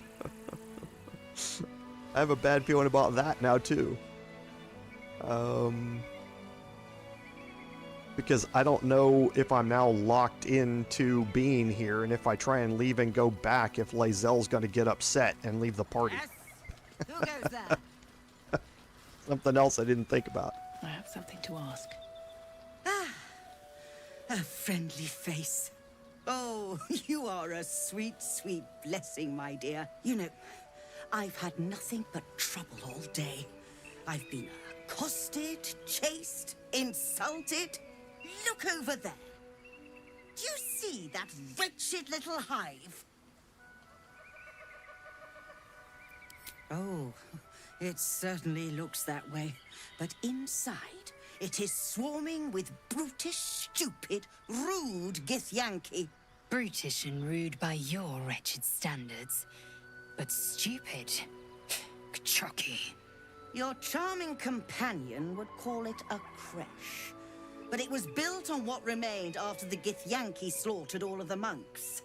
I'd call it a murderous training camp. Acutely observed on both counts. Honestly, I was doing them a favor offering to buy one of their eggs. And how am I repaid? Attacked and run off like some transient. What? No, of course not. I was merely... Well... Look, it's just an egg.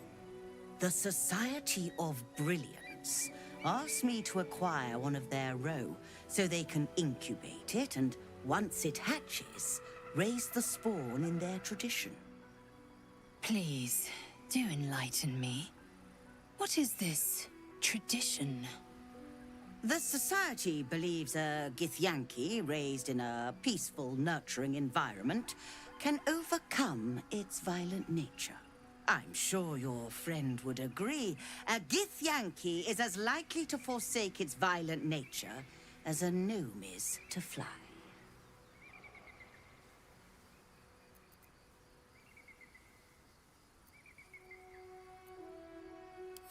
Perhaps you could help me then. I may not be welcome there, but surely a person with your charm and worldliness could get into the creche. And once inside, you could simply purloin an egg. Steal one of Gith's own. I will slit your throat for even suggesting it. I'm not talking to you. You'll be well compensated, of course. Just bring me an egg.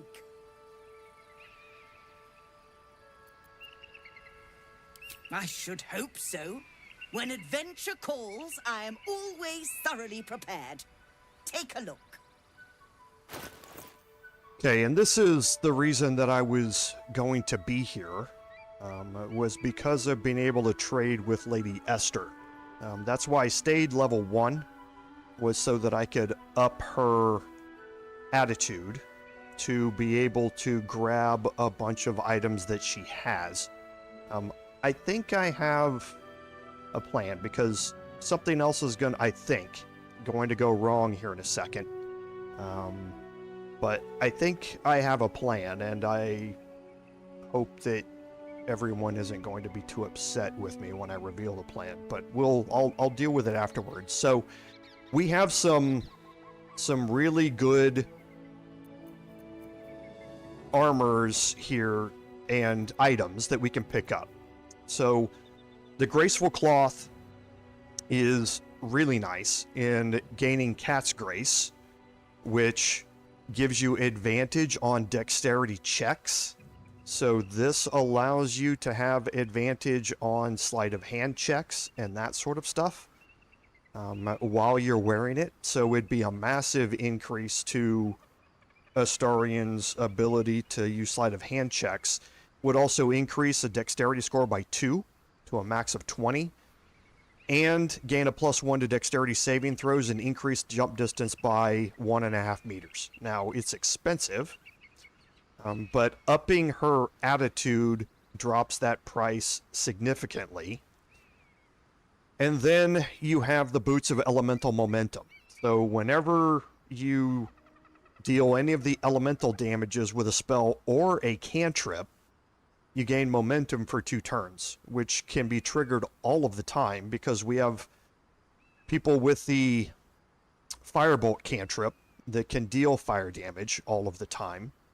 But it can also be very useful starting out for your wizard-based classes, especially if you have something like the Ray of Frost cantrip or something like that, to be able to maneuver yourself much better. The Gloves of Baneful Striking. So whenever you deal damage with a weapon attack, the target receives a 1d4 penalty to saving throws against your next spell. This can be really useful for your bard if you were attempting to land your hold person spells, your Tasha's Hideous Laughter spells, and that sort of stuff. It's a way to inflict Bane using your melee attacks that can help you better land those debilitating spells. The Gloves of Cinder and Sizzle is what I was really coming in here for, because we are going to be making a change to a spec, to a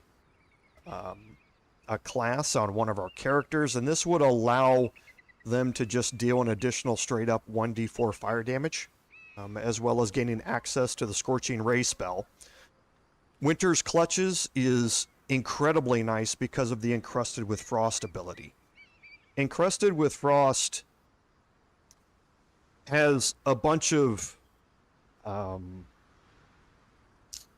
things that go along with it, debilitating effects for the enemy. They have disadvantage on the dexterity saving throws. However, you can, if you stack this up, they're going to take cold damage and become frozen. And frozen is a paralysis-like effect that takes place, and it's like hold person, and it lasts for 2 turns when you stack this up. So it can be very useful to stack up cold damage and inflict this on enemies and freeze them. It goes very, very well with another set of items that Gale picks up a little bit later on. The Periaptive Wound Closure also is the other reason I was going to come in here, because getting this is like having Death Ward spell using an amulet. So when you're downed, you automatically stabilize at the start of your next turn. So you're going to not have to pass death saving throws. You can be brought back up immediately afterward, and whenever you are healed, you restore the maximum number of possible hit points, which is also very nice because this lets you expand upon the resources that you have, whether that be spell slots using Cure Wounds or Healing Word, or whether it be healing potions. If you're going to heal somebody out of combat, make sure that they're wearing this and you can get the most out of that heal. Now, the other things that are here are Cacophony, which is, again, a quarterstaff that deals thunder damage. Now, one of the builds that I've been playing around here with for the class that I'm going to be using is dual-wielding quarterstaves. And having a quarterstaff that deals thunder damage to be able to trigger some of the other gear items that activate on thunder damage, specifically with reverberation and things like that, can be very, very useful early in the game. So this is the other thing that I was planning to come here to buy, was to pick up this quarterstaff before my respec. Hoppy is interesting simply because of the proficiency unlock. Revitalizing Strike whenever you hit somebody with it, once per short rest, you heal 1d6 hit points, and you deal necrotic damage equal to your proficiency bonus, which right now is +2. This also is an on-heal triggering item. So if on heal you're going to be getting Broodmother's Revenge, or you're going to be getting the effects of Blade Ward or something like that, Revitalizing Strike can trigger that. So it's another good thing to have early game for sustain. So my plan was to come in here and to up her attitude, buy a few things out of here that I needed, and do a respec. I don't think we're actually going to do that. I believe you have places And to... there's a reason for that. And that I'm probably going to intentionally wipe this playthrough. And bear with me while I explain this. So, honor mode, if you have a party wipe, your playthrough's over, and you have an option to continue it in custom mode after that. In honor mode, you always know that that's an option because you have one single save file, and you can't redo it. Anything that happens is now saved in your save file, and you can't overwrite it. So, it's always a fear that you're going to have a party wipe and your save is going to go away. And that's why I have been playing a personal playthrough off stream of honor mode running in parallel with this. I am at almost this exact same area, or this exact same point in my other playthrough. So what I'm probably going to do off stream is intentionally wipe this one and bring back my off-stream playthrough and continue it here in its place. That is something that obviously in an honor mode playthrough, you would think it's kind of cheating. However, it's two separate playthroughs. I've spent the hours playing them both.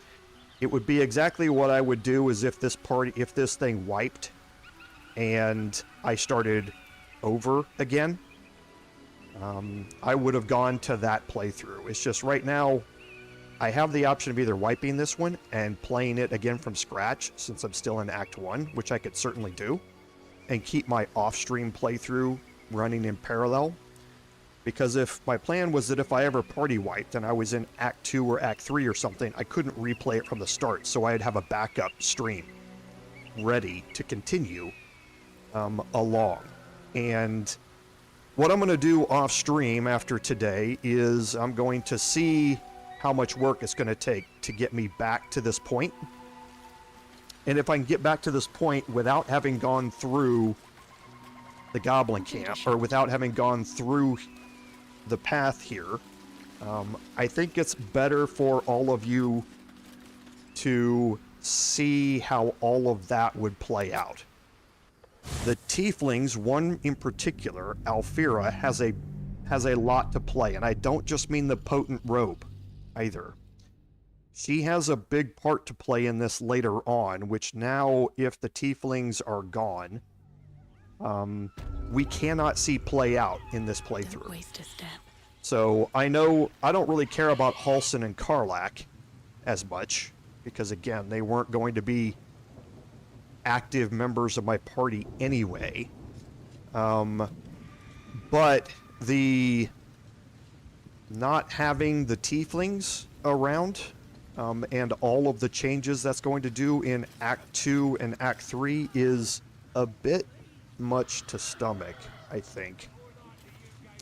When I could just treat it like a party wipe and do what I was originally planning to do with my off-stream anyway. So, I I think that's probably what's going to happen. So what we're going to do, because there's another thing here, I don't think that counted. It did count as a long rest. So let's go in here and see if the owlbear is here. Yes, the owlbear's here now. So it was not here previously. They were actually chasing a chicken around, if you noticed that, because I hadn't taken a long rest since the owlbear cave. But since going to the mountain pass counted as a long rest, the owlbear is now here. But let's go ahead and continue on into the camp for the third vendor that I was planning to deal with today. We have to sneak the druid out of this. It's a veritable plague. And yes, Lord Henry, you do. You lose, there's a bunch of XP there, so I would be under-leveled going into the Underdark and the Mountain Pass. Oi! Ain't no party in here. Shut it, Graw. Olak cleared us. Got a visitor for the drow, I do. My arse. What's a true soul want with any mate of yours? Private business, that is. Raiding business. But if anyone wants a piss pot guarded, we'll call. Just get your friend branded proper. Right, Sazza? Got better things to do than... No, you don't. Come on, then. And as I was saying, I would be under-leveled, but I don't really care. That's not a reason for me to scrap a playthrough. That would just be a consequence of it. However, I really honestly think that the Tieflings, there's content there that I haven't shown on any of my other playthroughs, the Bard or the Paladin, that I was planning to show here, that I now can't because of that. And that's what I don't like. I don't like the fact that I can't show that content because it is no longer available to me with the Tieflings gone.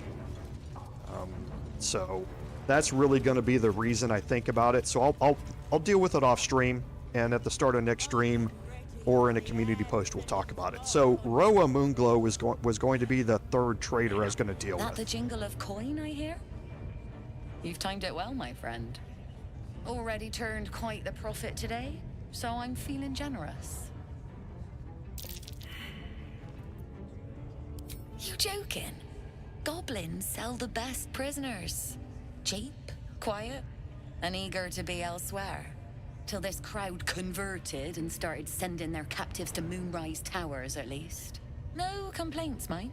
Louder to cover the loss 10 times over. Ask the drow they're all bowing to. That glint in her eye is bad news for someone. Not my concern, so long as I'm paid. Speaking of, something to trade or what? Okay, now Roa has a collection of some of the best items that you're going to find early in Act 1, before you head to either the Mountain Pass or the Underdark. And you really want to make your way here and up her attitude to be able to pick these up. And just to go through some of them, the Blooded Great Axe is okay. Not necessarily a big deal. However, for your Great Weapon Master two-handed barbarians, the Blooded Great Axe can be really, really good. When the wielder has 50% hit points or less, they deal an additional 1d4 slashing damage, which works very well for your unarmored barbarian types and that sort of stuff. So it's a straight damage rider that can be thrown on. The Bow of Awareness, gaining you +1 to initiative rolls for something you just stick in your range slot, can be very useful as well. The Gold Wormling Staff, if you don't have it because of Elven race, gives you the Firebolt cantrip. It also deals 1d4 fire damage by itself, and this is one of those that I've been experimenting with on the two-handed quarterstave build that I was working on, because this gives me access to a cantrip that I can use to trigger some of the other items that we just looked at a second ago, where if you deal one of the elemental damages, with a cantrip, then you're able to gain additional hit points and or bonuses because of it. So this is something that I really wanted to pick up as well. The other items here are the Monster Slayer Glaive. So the weapon deals 1d4 damage against monstrosity type foes. Monstrosity type foes are incredibly prevalent here, in especially the second part of Act 1. And some examples are of the monstrosity types are the bullet, the ettercaps. The bullet you obviously find in the Underdark. The ettercaps you find in the Whispering Depths. The minotaurs that you find in the Underdark. Harpies that we've already dealt with. The Pase Spiders are monstrosities. That includes all the different types, including the spiderlings. And then wargs are also monstrosities. So the Monster Slayer Glaive can be a really good weapon going through the second part of this act to have. You combine this with the Great Weapon Master feat, and you can really start throwing additional damage out against them. It's a +1 weapon. It does give you an increase to your jump distance as well.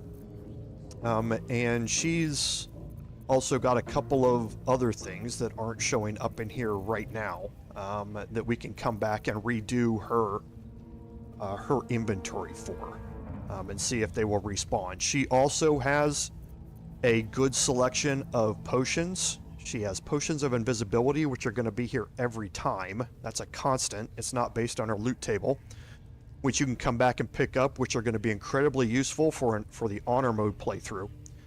And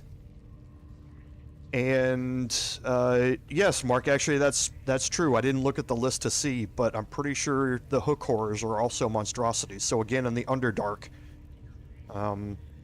that glaive works out really, really well.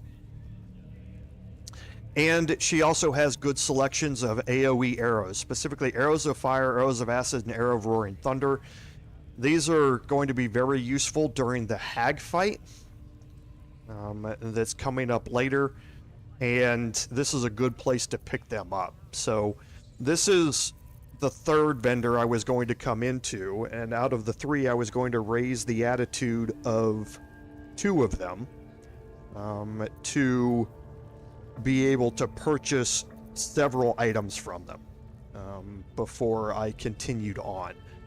Now, again, I think what I'm going to do is kind of go through the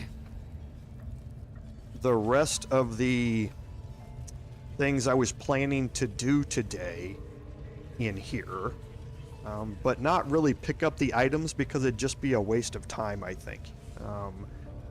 The goal here was for me to raise their attitude and buy up several items, increase my gear quite a bit that I was going to be using, to continue on back in the rest of the Risen Road here to make our way through that. However, for the last hour of the stream here, since I know that I'm probably going to be either replaying another honor mode up to this point or using my off-stream playthrough, I don't think you need to sit and see me go through inventory management for 30 minutes here. So let's explore a couple of things that are going to be kind of previews. So the first, let's go talk to True Soul Gut here. Seems like a good moment to talk. Smells like burnt flesh in here. Now here's somebody special. The Absolute has touched you, hasn't she? Priestess Gut needs to touch you too. Hold out your arm so I can mark your flesh. A priestess. One of the leaders, no doubt about it. Let's make her squeal. What's that? Tell your friend to keep quiet, or he'll lose his good eye.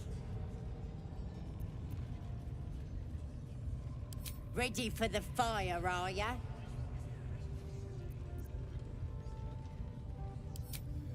Shows our devotion to the Absolute. These maggots see how strong we are with her guidance. Whole camp will be branded soon, and you should be too. You ready? Brace yourself. This'll sting.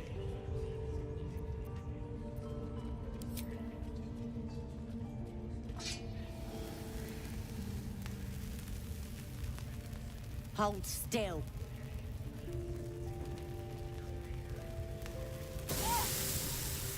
As pain muddles your thoughts, your minds become entangled. A familiar sensation.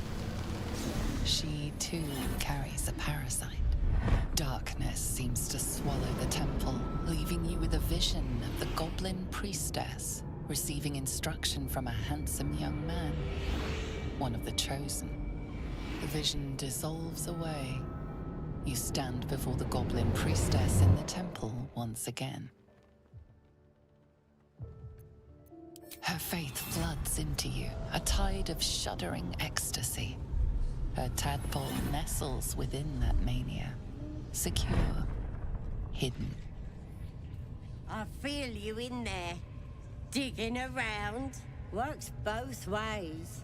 And I saw some weird shadows swimming around in your head just now. Maybe I can help with that. Us true souls gotta look out for one another.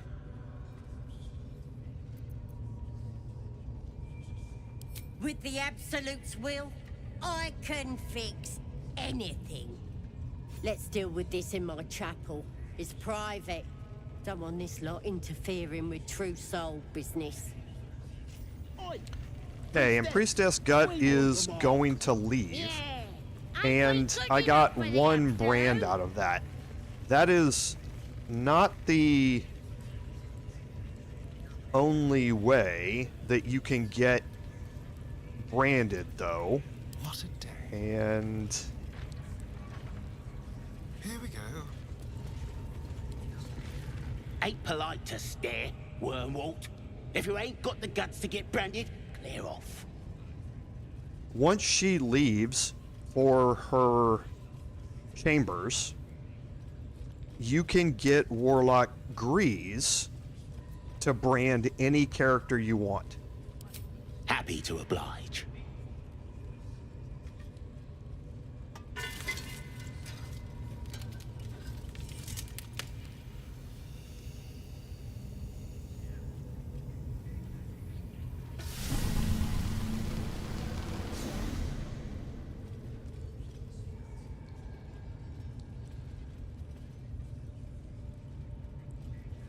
Okay, so I was going to brand all of my characters, and there's no downside to it in the game. It does allow you to use any of the on-brand effect-based items in the game, and you can continually get brands from Warlock Grease just by going up and talk to him. So you can brand everybody in your party, you can go back to camp, you can bring new people in, and you can get them branded as well.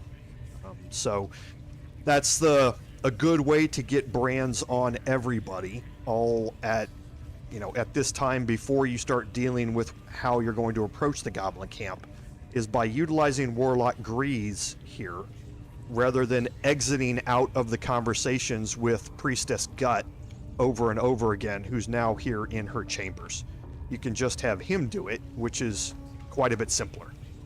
And thanks, Mark. I appreciate that. Thanks for being here. Sorry, this one's a little bit strange because of a mess up here, and being honor mode, I can't just reload it. So this one's going to be a little bit strange. I apologize, but don't hold that against me. Next week we'll be all back to normal here, but we will get to see some interesting things here. So the next thing that I'm going to do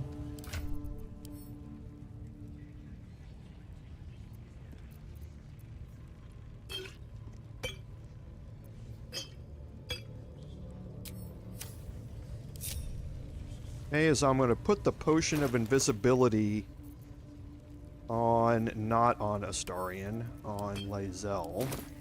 Assume nothing. And I'm going to take Lae'zel up here into this room. Without delay.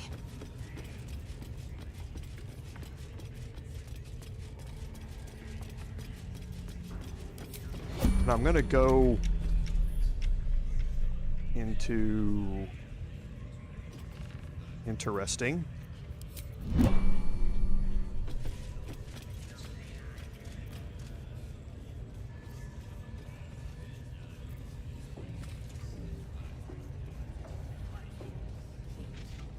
Okay. Things are really different. Here. I don't know if this is a consequence of the mountain pass again as well. Yeah, exactly, Lord Henry. I don't know if this is because of going into the mountain pass. It's kind of maybe changed things here a little bit. Normally, right here are two goblins, and they are having a conversation with an NPC.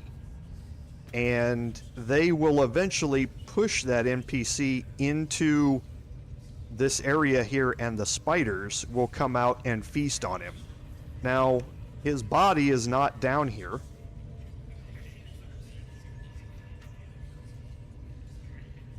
It's not down here. So, but he's also not here. Because what you can do is you can enter into here, and then while their conversation is going, you can go into turn-based mode.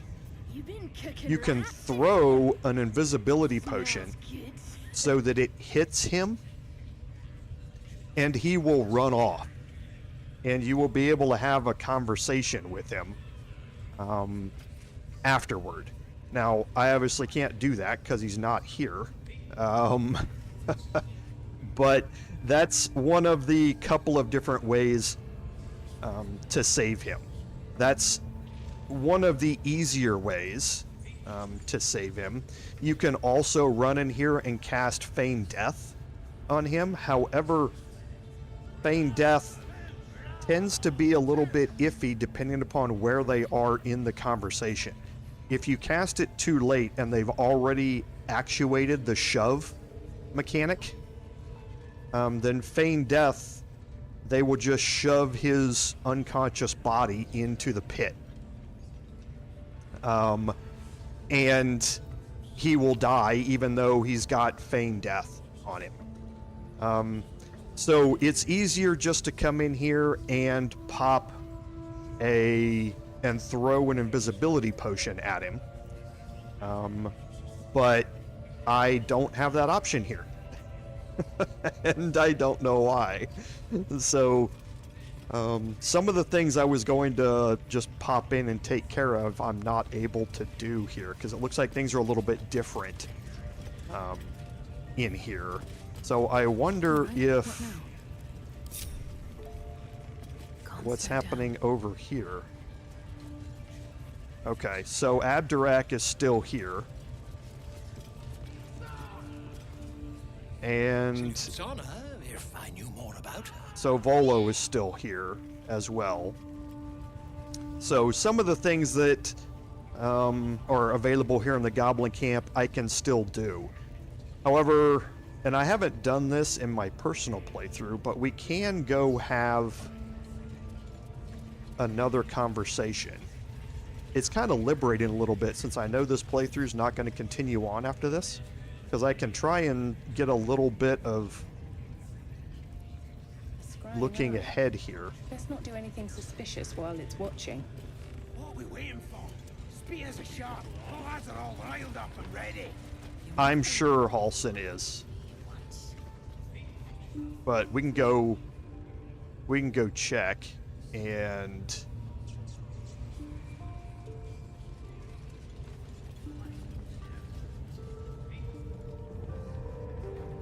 we can go check and see. I guess we can spend the last bit of the stream exploring the repercussions of going to the mountain, the mountain pass early. Do you think the dwarf is ready yet? I'm hungry. Orders were to stand by here. No boot. Okay.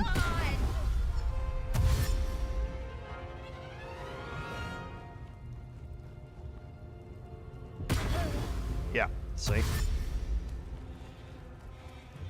Halsin's gone. So, I'm not too worried about any of this. Keep them guessing.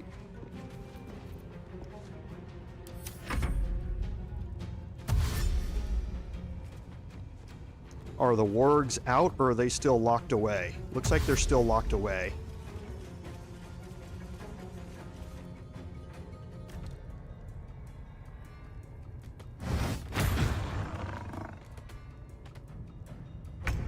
But yes, Halsin is gone.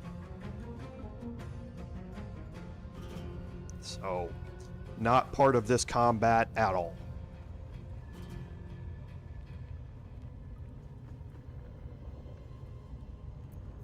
And yeah, I went in here without leveling up, so my bard is going to be a handicap here. Don't waste a step. I wasn't expecting them to be hostile, actually, when I came in here. I was expecting to be able to talk to them when I came in here. I don't know why they're hostile. That might also because of the trip to the mountain pass and Halsin's dead. Because normally when you come in here, they're not hostile. They're yellow. They're not red. So I wasn't expecting them to go immediately hostile towards me. No holding back.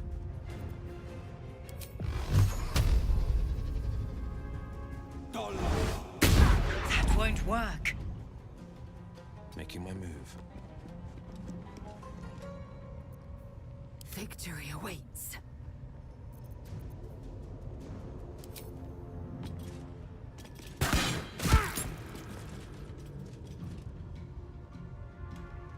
My path be true. No holding back. Okay, and I'm just going to move into this room to better deal with crowd control.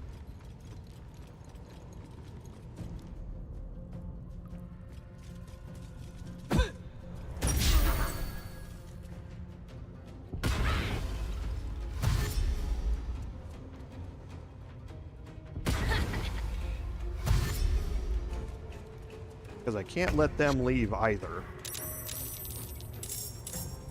Oh boy, this is getting sporty.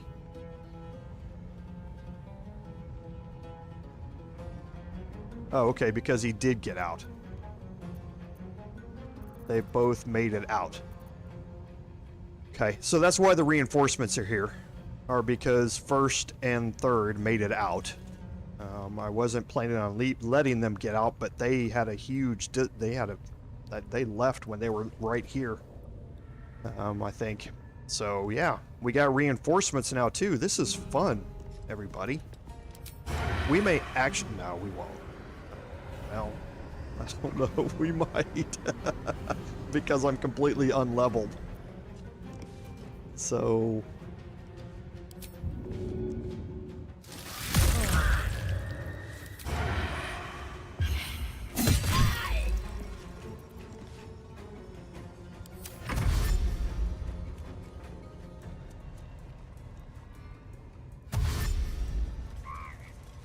Okay, don't know why they're... Oh, yeah, I do. They're going to get the wargs.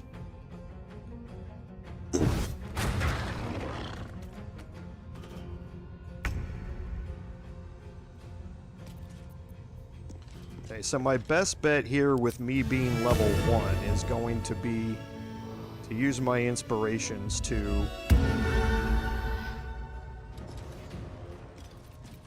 do things like that and then see what items I have. I do have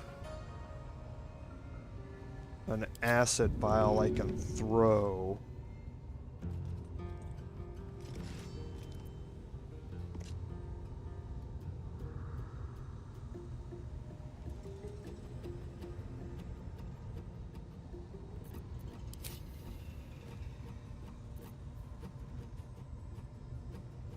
Because I don't think I'm going to be able to throw it from all the way back here. Can't slow down. Oh, I can.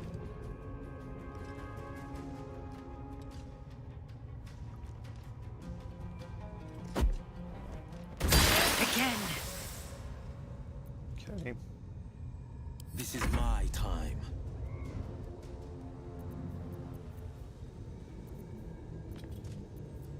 What is he at? 1 hit point? That's unfortunate. Because he's going to go next. So I'm going to have to get rid of him. But let's instead see if we can get Pommel Strike to land. Okay. That removes him.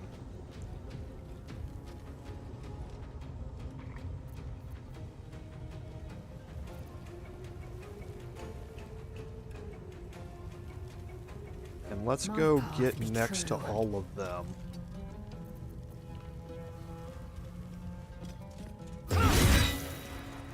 Okay, perfect. And I didn't have that on ask. I don't want to use my action surge yet. Forever dauntless.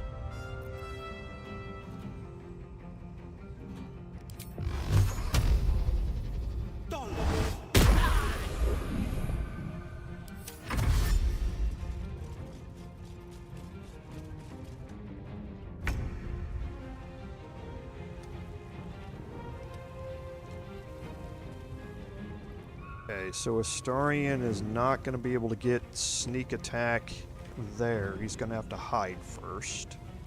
So let's move out here. A better position. We'll hide. Try Didn't something need a else. 1. Definitely did not need a 1 there.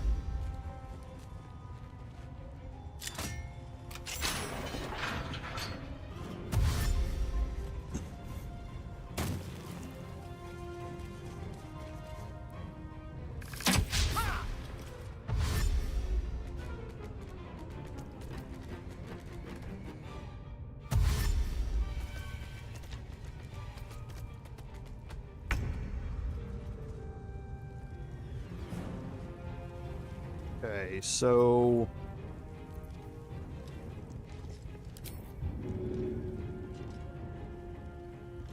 let's try and get myself into a position where I can land that.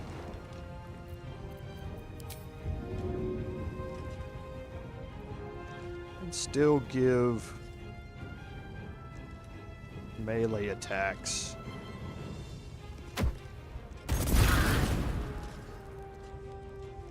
Afterward.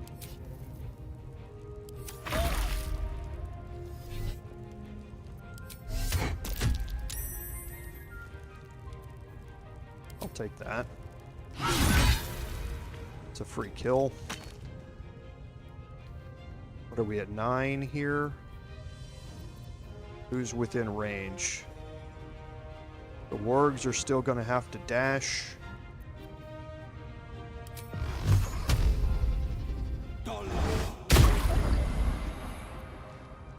Swift and lethal. 1 hit point left.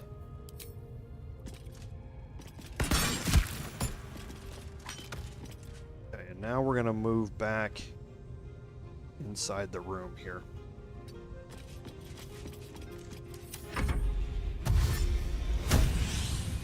Because now we need to get ready for the wargs.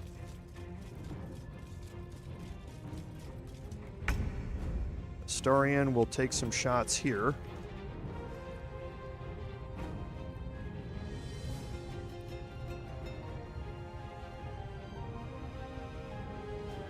I might as well try and hide. There are 2 detection cones here, though. So I'm going to have to pass 2 hide checks, which is fairly unlikely. Just like old times. Yeah.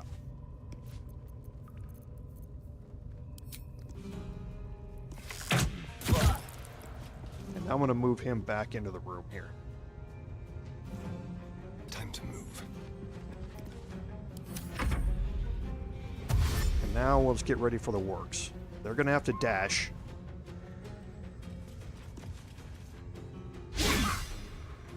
I'll riposte with a crit. Oh no, she attacked me and landed a critical hit. So I'm going to riposte. Perfect. I love riposte. It's so good. If you're not using that as a weapon action, you are sleeping on it. Because it is very, very good.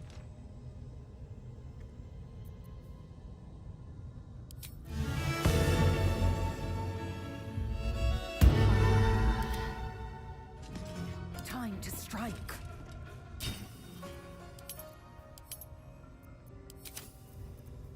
On the victor's path.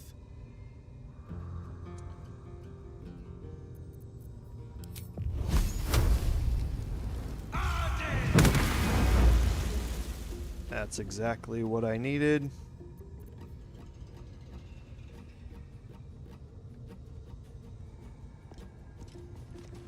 That's just around me, but I wonder, that's a 70 or 25% chance for a kill.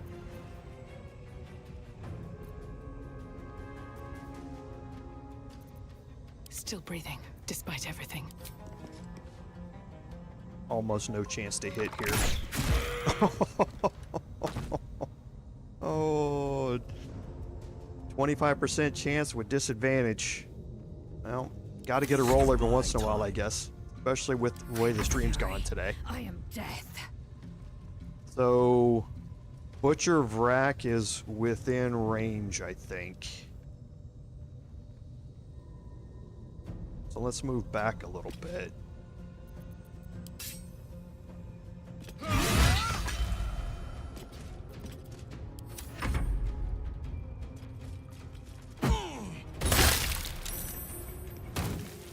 Grease. Fun. See if I can make it without falling. Okay. Oh, I'm threatened. Yeah, that was stupid.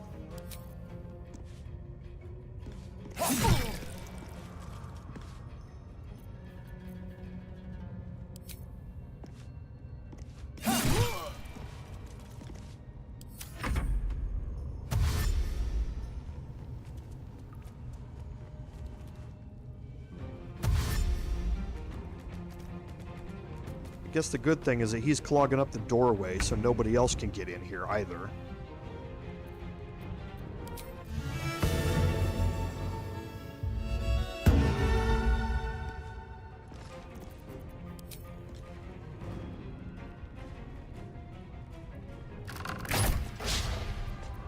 No holding back.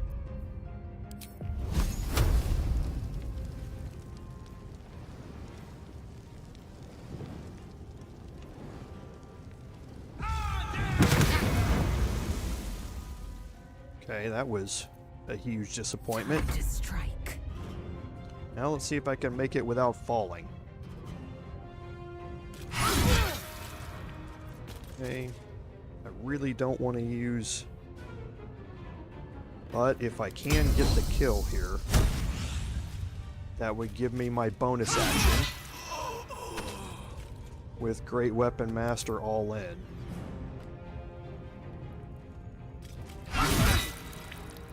To get off a second attack. Now that he's threatened, let's move back a little bit. Should be able to get sneak attack here. Okay.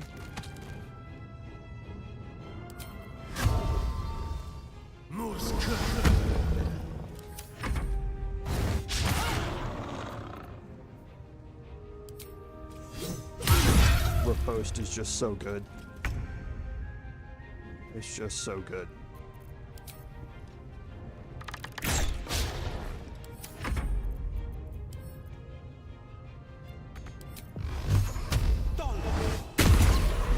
Okay.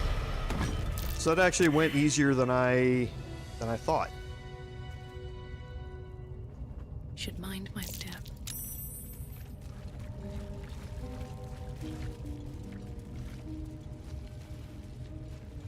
But there's Halsin's body. Here goes nothing.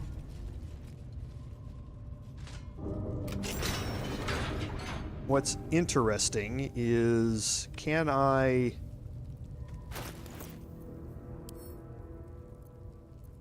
What now?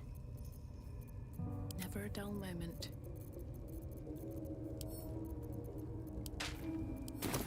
Keep a blade close.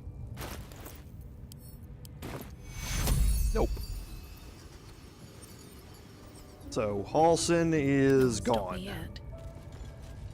So one of the other repercussions of going early is that he's dead. He's not resurrectable, not revivable, and he's just gone. So again, Halsin, there's a bunch of stuff that goes along with Halsin though also, which is good content that we've seen before, but I was going to do again, especially in Act 2 with Thaniel. With Halsin dead, that I'm not sure how that plays out with Thaniel, because Halsin's no longer able to go into the portal or any of that sort of stuff as well. So could be rather interesting to see how that would all play out. But again, we're not too worried about it because all of this is going to end up. But I'm just going to quickly level up here, just so if I encounter any more combat, now that I've done this, if I go outside and everyone in the grove is hostile to me,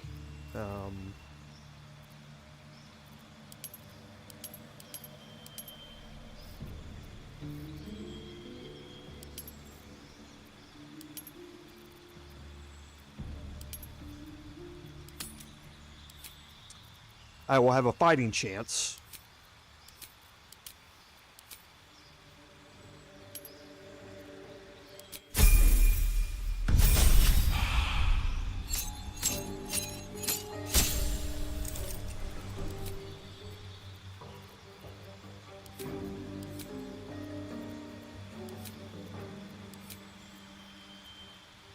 And I'm not really interested in going through the rest of what I was going to do with this build for now, since again it's just moving in, getting it out of the way while we go.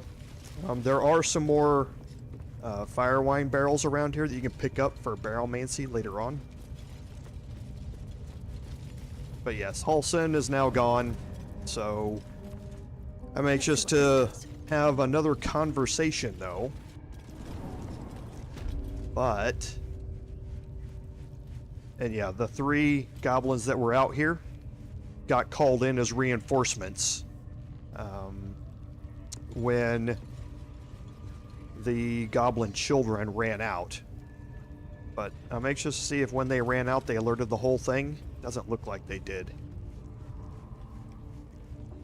Because I do want to go back here and have a conversation with Minthara, but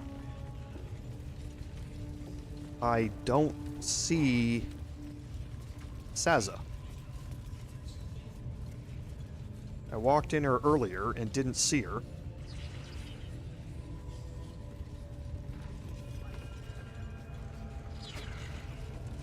She's not here. I don't know if she's going to appear. Ha! Got an earful, did ya? When I have this.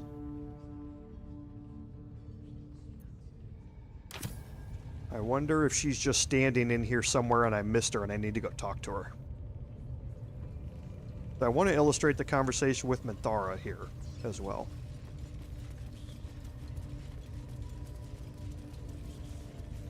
So where is Saza's normally?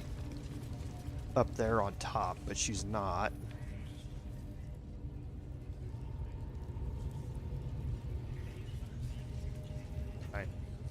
I don't know if just talking to Minthara she's going to spawn back there.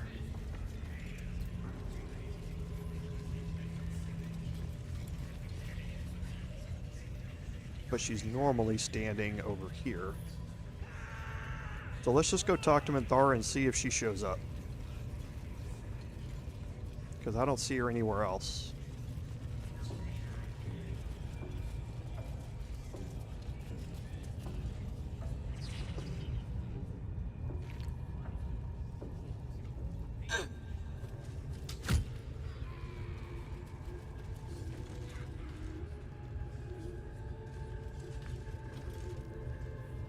If he doesn't, I'll cut out his tongue. If he do... Mistress! It's me, your loyal servant, Sazza. I'm back, and I brought a friend. How thoughtful. And where did you find this friend? They was in some rickety druid grove, mostly full of tieflings, but them intruders you're after were hiding out there. I presume you dealt with my prey and massacred the rest.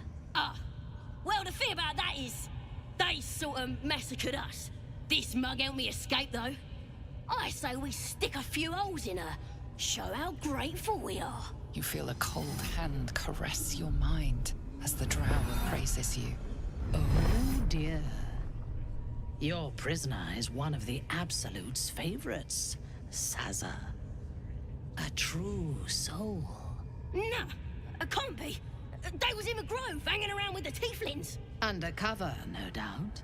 Carrying out the Absolute's will. Oh, Sazza, you have made a grave error. And it will be your last. My spiders are hungry, little one. But before they feast, tell me where that grove is, and I may yet spare your life. It's past the bridge, to the east. Big old gate covered in ivy. Don't hurt me, mistress, please. I will not hurt you. My spiders will have that pleasure. No, I mucked up, I'm sorry. But I didn't know who they was. They didn't tell me nothing. Okay, so the achievement for She Will Not Be Chained, which is to rescue Sazza, you have to have this conversation here, and you have to not let her die. I told ya, I was trying to follow orders best I could. Silence, wretch. And remember, you owe your miserable life to this one. I won't cause any more trouble. I swears it. Through sheer luck, that pathetic worm has brought me the information I need. And it seems that the inhabitants of the grove trust you. We can use that against them. You have a part to play in this slaughter. Return to the grove.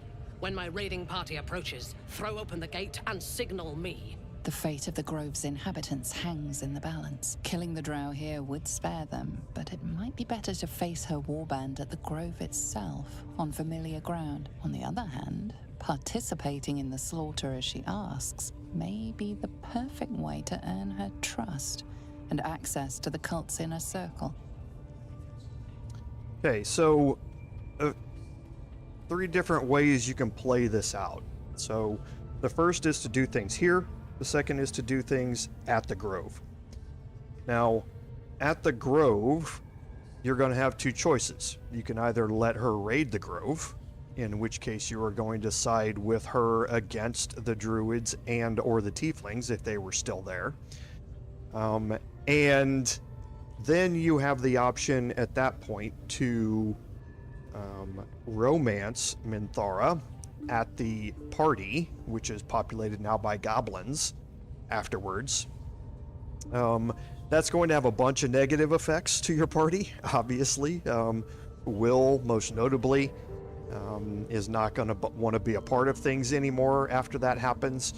But that's the evil playthrough, quote unquote. You can also, once you get her to that point, or get her and her warband to that point, you can betray her and you can side with the druids and the tieflings there. And that fight can be easier than doing it here. However, it can also be harder if you intend to recruit Minthara. And that's because you have less control over who lands the killing blow on Minthara if you plan to knock her out using non-lethal attacks. Because in that case, you're going to have other people, quote unquote, helping you, and things can go badly in doing that. Now, you can play it out two different ways here as well. So if you say that you're going to get it done, then that will postpone things, so to speak. And if you leave here and head back to the Grove, you will find Minthara and the Warband waiting for you. But you can still continue things in here, and you can have an opportunity to play it out and attack her here.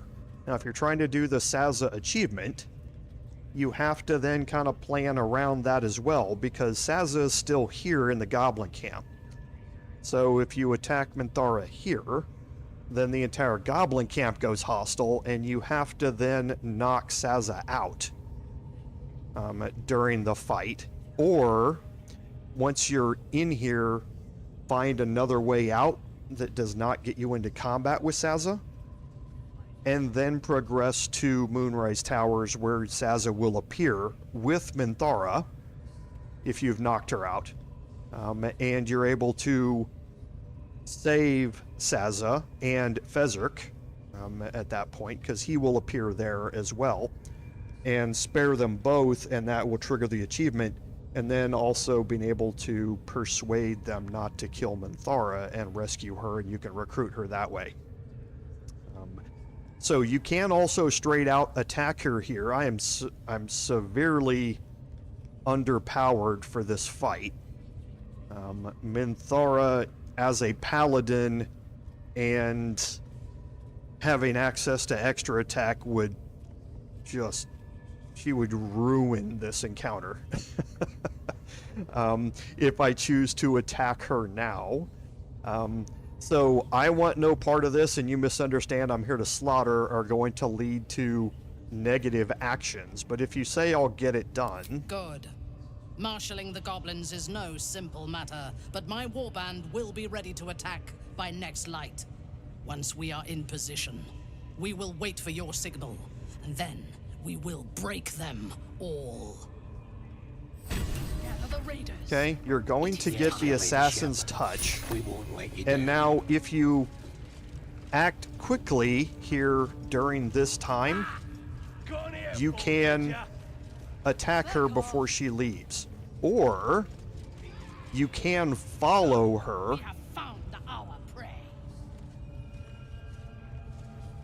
and you can trigger that combat out here. And you can get off a nice shove attack to push her down here into the bottom. So there are multiple ways to deal with her once she leaves to go raise the warband, so to speak. Because what's going to happen now is that all of the goblins are going to end up leaving with her. Okay, but while she's still in that room, we have an opportunity to fight her. Now what's going to happen is when we get back to our camp and we take a long rest, we can head back to the Grove and the warband will be out front. And we can actually go illustrate that, because it's probably something that a lot of you have not seen. And since this playthrough is going to be ending anyway, we can go illustrate what that looks like, so you guys can see it. When we reach the Grove, you charge over. You see, here's Minthara. She's going to be gathering everybody up. We're invincible!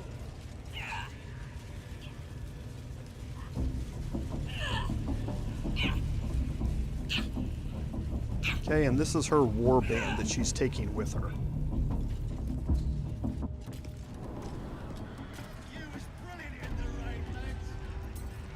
Okay, now once they're out, they're gone. They aren't here anymore. But this is going to be something interesting for all of you, because probably not a lot of you have seen this. So we're going to go ahead and take a long rest.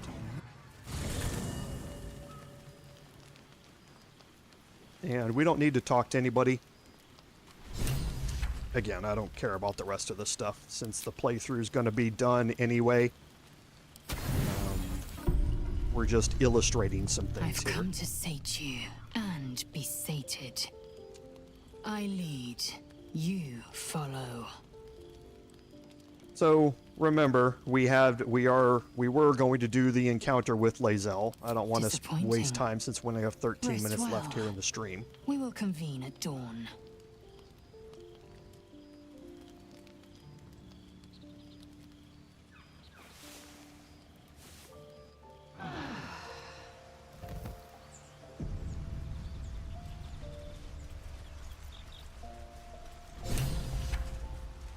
Okay, so the quests have updated for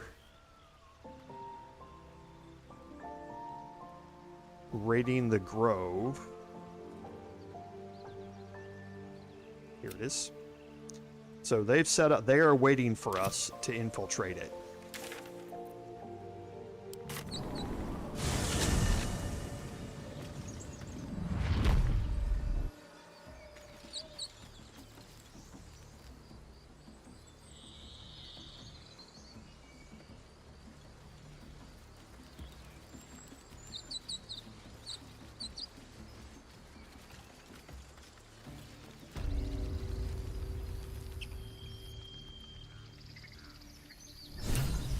Oh, this is interesting.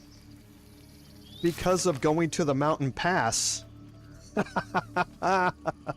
Okay, you get to see the evil playthrough.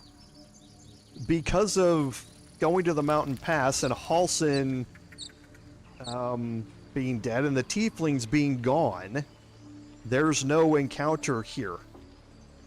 The gate's already been broken into, and the grove has already been raided.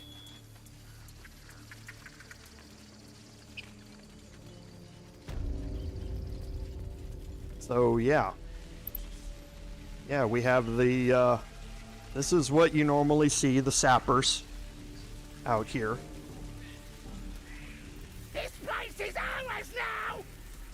So you can see barrelmancy was not necessarily an invention of crazy YouTubers who are playing with 4 halfling barbarians. The sappers are what's being used outside to cause damage to the gate, to blow it up and make their way in.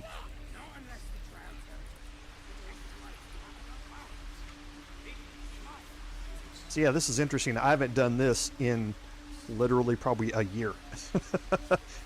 I mean, almost since it came out, when I did this with a save.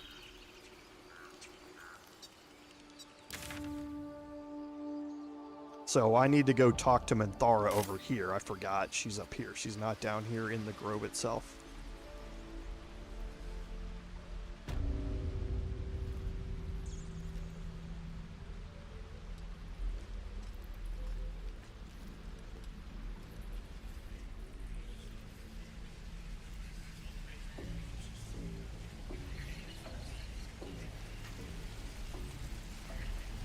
So now Will is going to be really upset about this.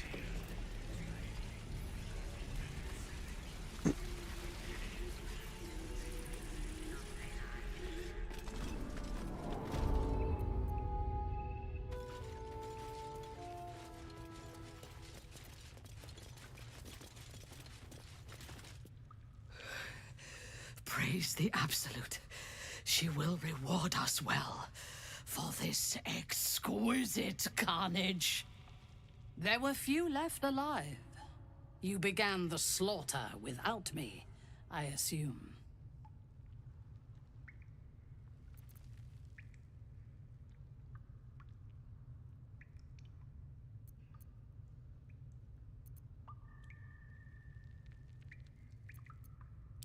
Look at me. You see the slaughter of the Tieflings again, but through her eyes. The delight of blood, the symphony of screams. Glorious. The Absolute loves you, true soul. And serving her, as you have, is the path to true power. There is a bond between us, true soul. I can see what you are, what you want, and you can see what I want. Through her eyes, you see yourself. Skin glistening with sweat, hands bound. Ecstasy or terror. Maybe both. Okay, so...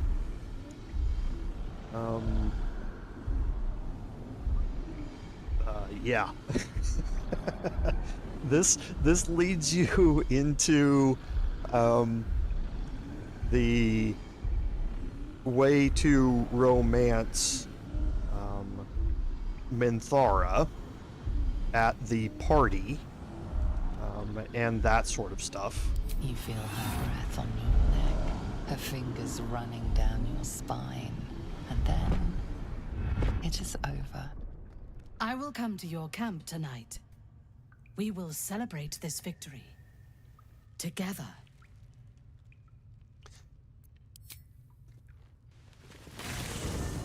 As you approach your camp, the raucous celebrations have already begun. But you are intercepted before you can join the party. As I feared, there is no place in your company for a hero. I want no part of this, or of you. The goblins praise the Absolute, but their celebrations also honor their leaders, Minthara and you. You fought well, and so did these creatures, thanks to our leadership. When you tire of their company, come to me. Tonight, you are mine. Okay, so Will, like I said, is obviously unhappy about that whole thing.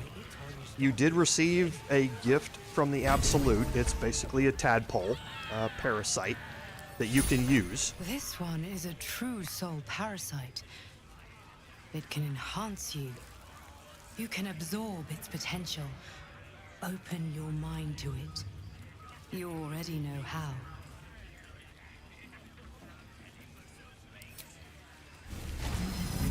Your mind swells as it subsumes everything the tadpole has to offer.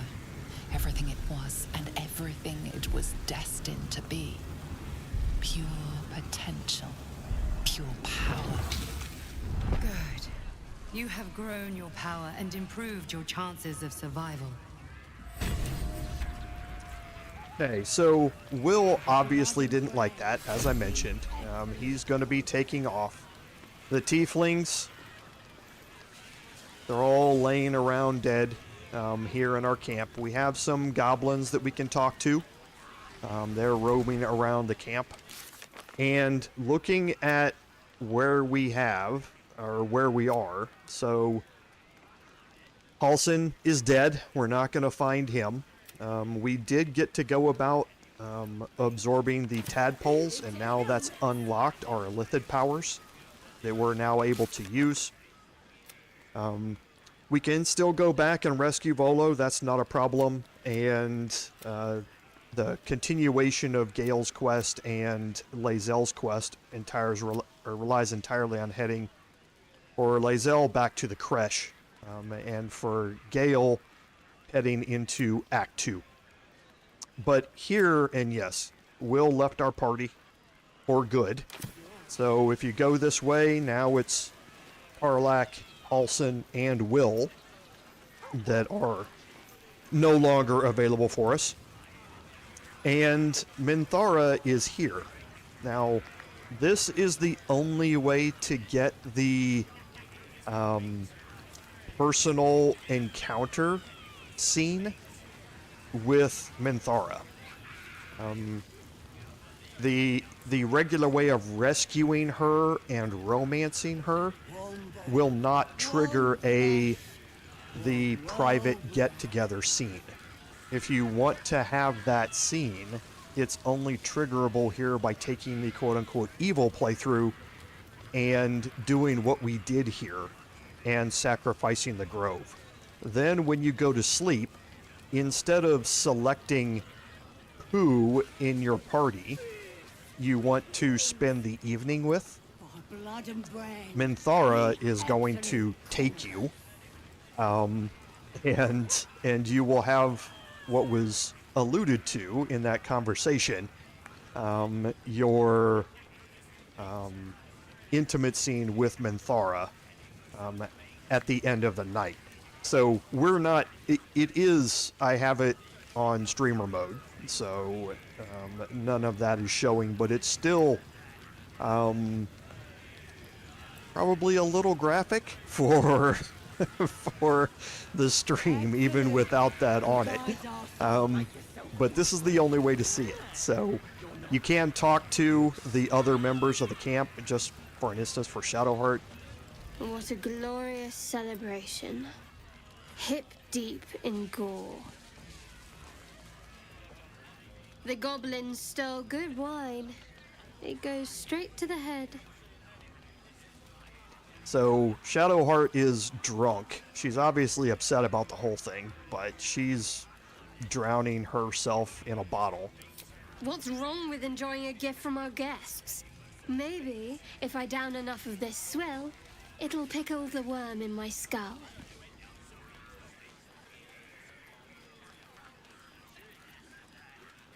And you have an option here to start to go down this path. We set a pack of refugees on fire.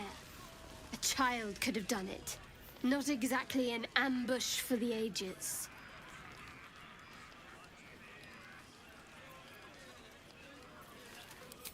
Maybe. But I know better than to share my bed drunk. Unless you meant to raise my spirits by other means. Get a girl's hopes up, why don't you? I need another bottle. And I know Astarian did want to talk to us a second ago. Well, hello. Welcome to my humble party. What's your poison? Red? White? Now, he doesn't care about anybody, so he's not going to be upset about this entire thing.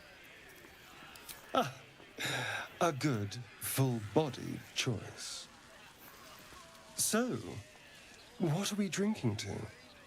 Other than a pile of corpses. To victory. Delicious. So, what happens next?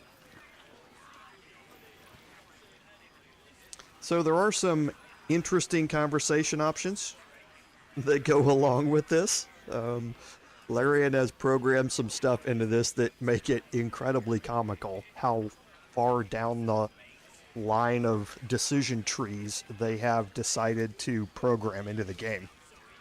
So some of these can be really entertaining. Suit yourself. I've more than enough company. But at the end of the day, this was simply an illustration of an alternate universe. So let's think of this like the Baldur's Gate 3 multiverse. This is what happens in a multiverse, in one universe where certain choices were made, and we're going to come back next week and we will magically find ourselves back in the same universe we were in previously, but where different choices were made. So again, that was my fault for not comparing multiple lists to see if there was a couple of things that were missing off of my list about consequences for going to the mountain pass that soon. But you can see the impacts that it has. So this was, I guess, in one way a good thing, but let's treat this like a party wipe, and this honor mode is going to get reset to a time a little bit back in time from where we are now, and we'll be back on track when we come back next week. So, as always, a little bit, well, not as always, but for this time, a little bit strange. And a little bit different playthrough, but I think you got to see a very interesting piece of content here for the playthrough and how the raiding of the Grove can play out this way and what the impacts it has. So, but we will not be proceeding down this path. So stay tuned with us for next week. when we pick up back where we were, and we'll be able to continue on our honor mode run that way. So now, as always, thank you all for being here. The interactions in chat are great. Thank you all for pointing out stuff that I had missed earlier on. I thank you all very much for that. I love the interactions with all of you in chat. So this is Commander Jorval saying, until next time, fare thee well. Our minds are open. Our minds are pure.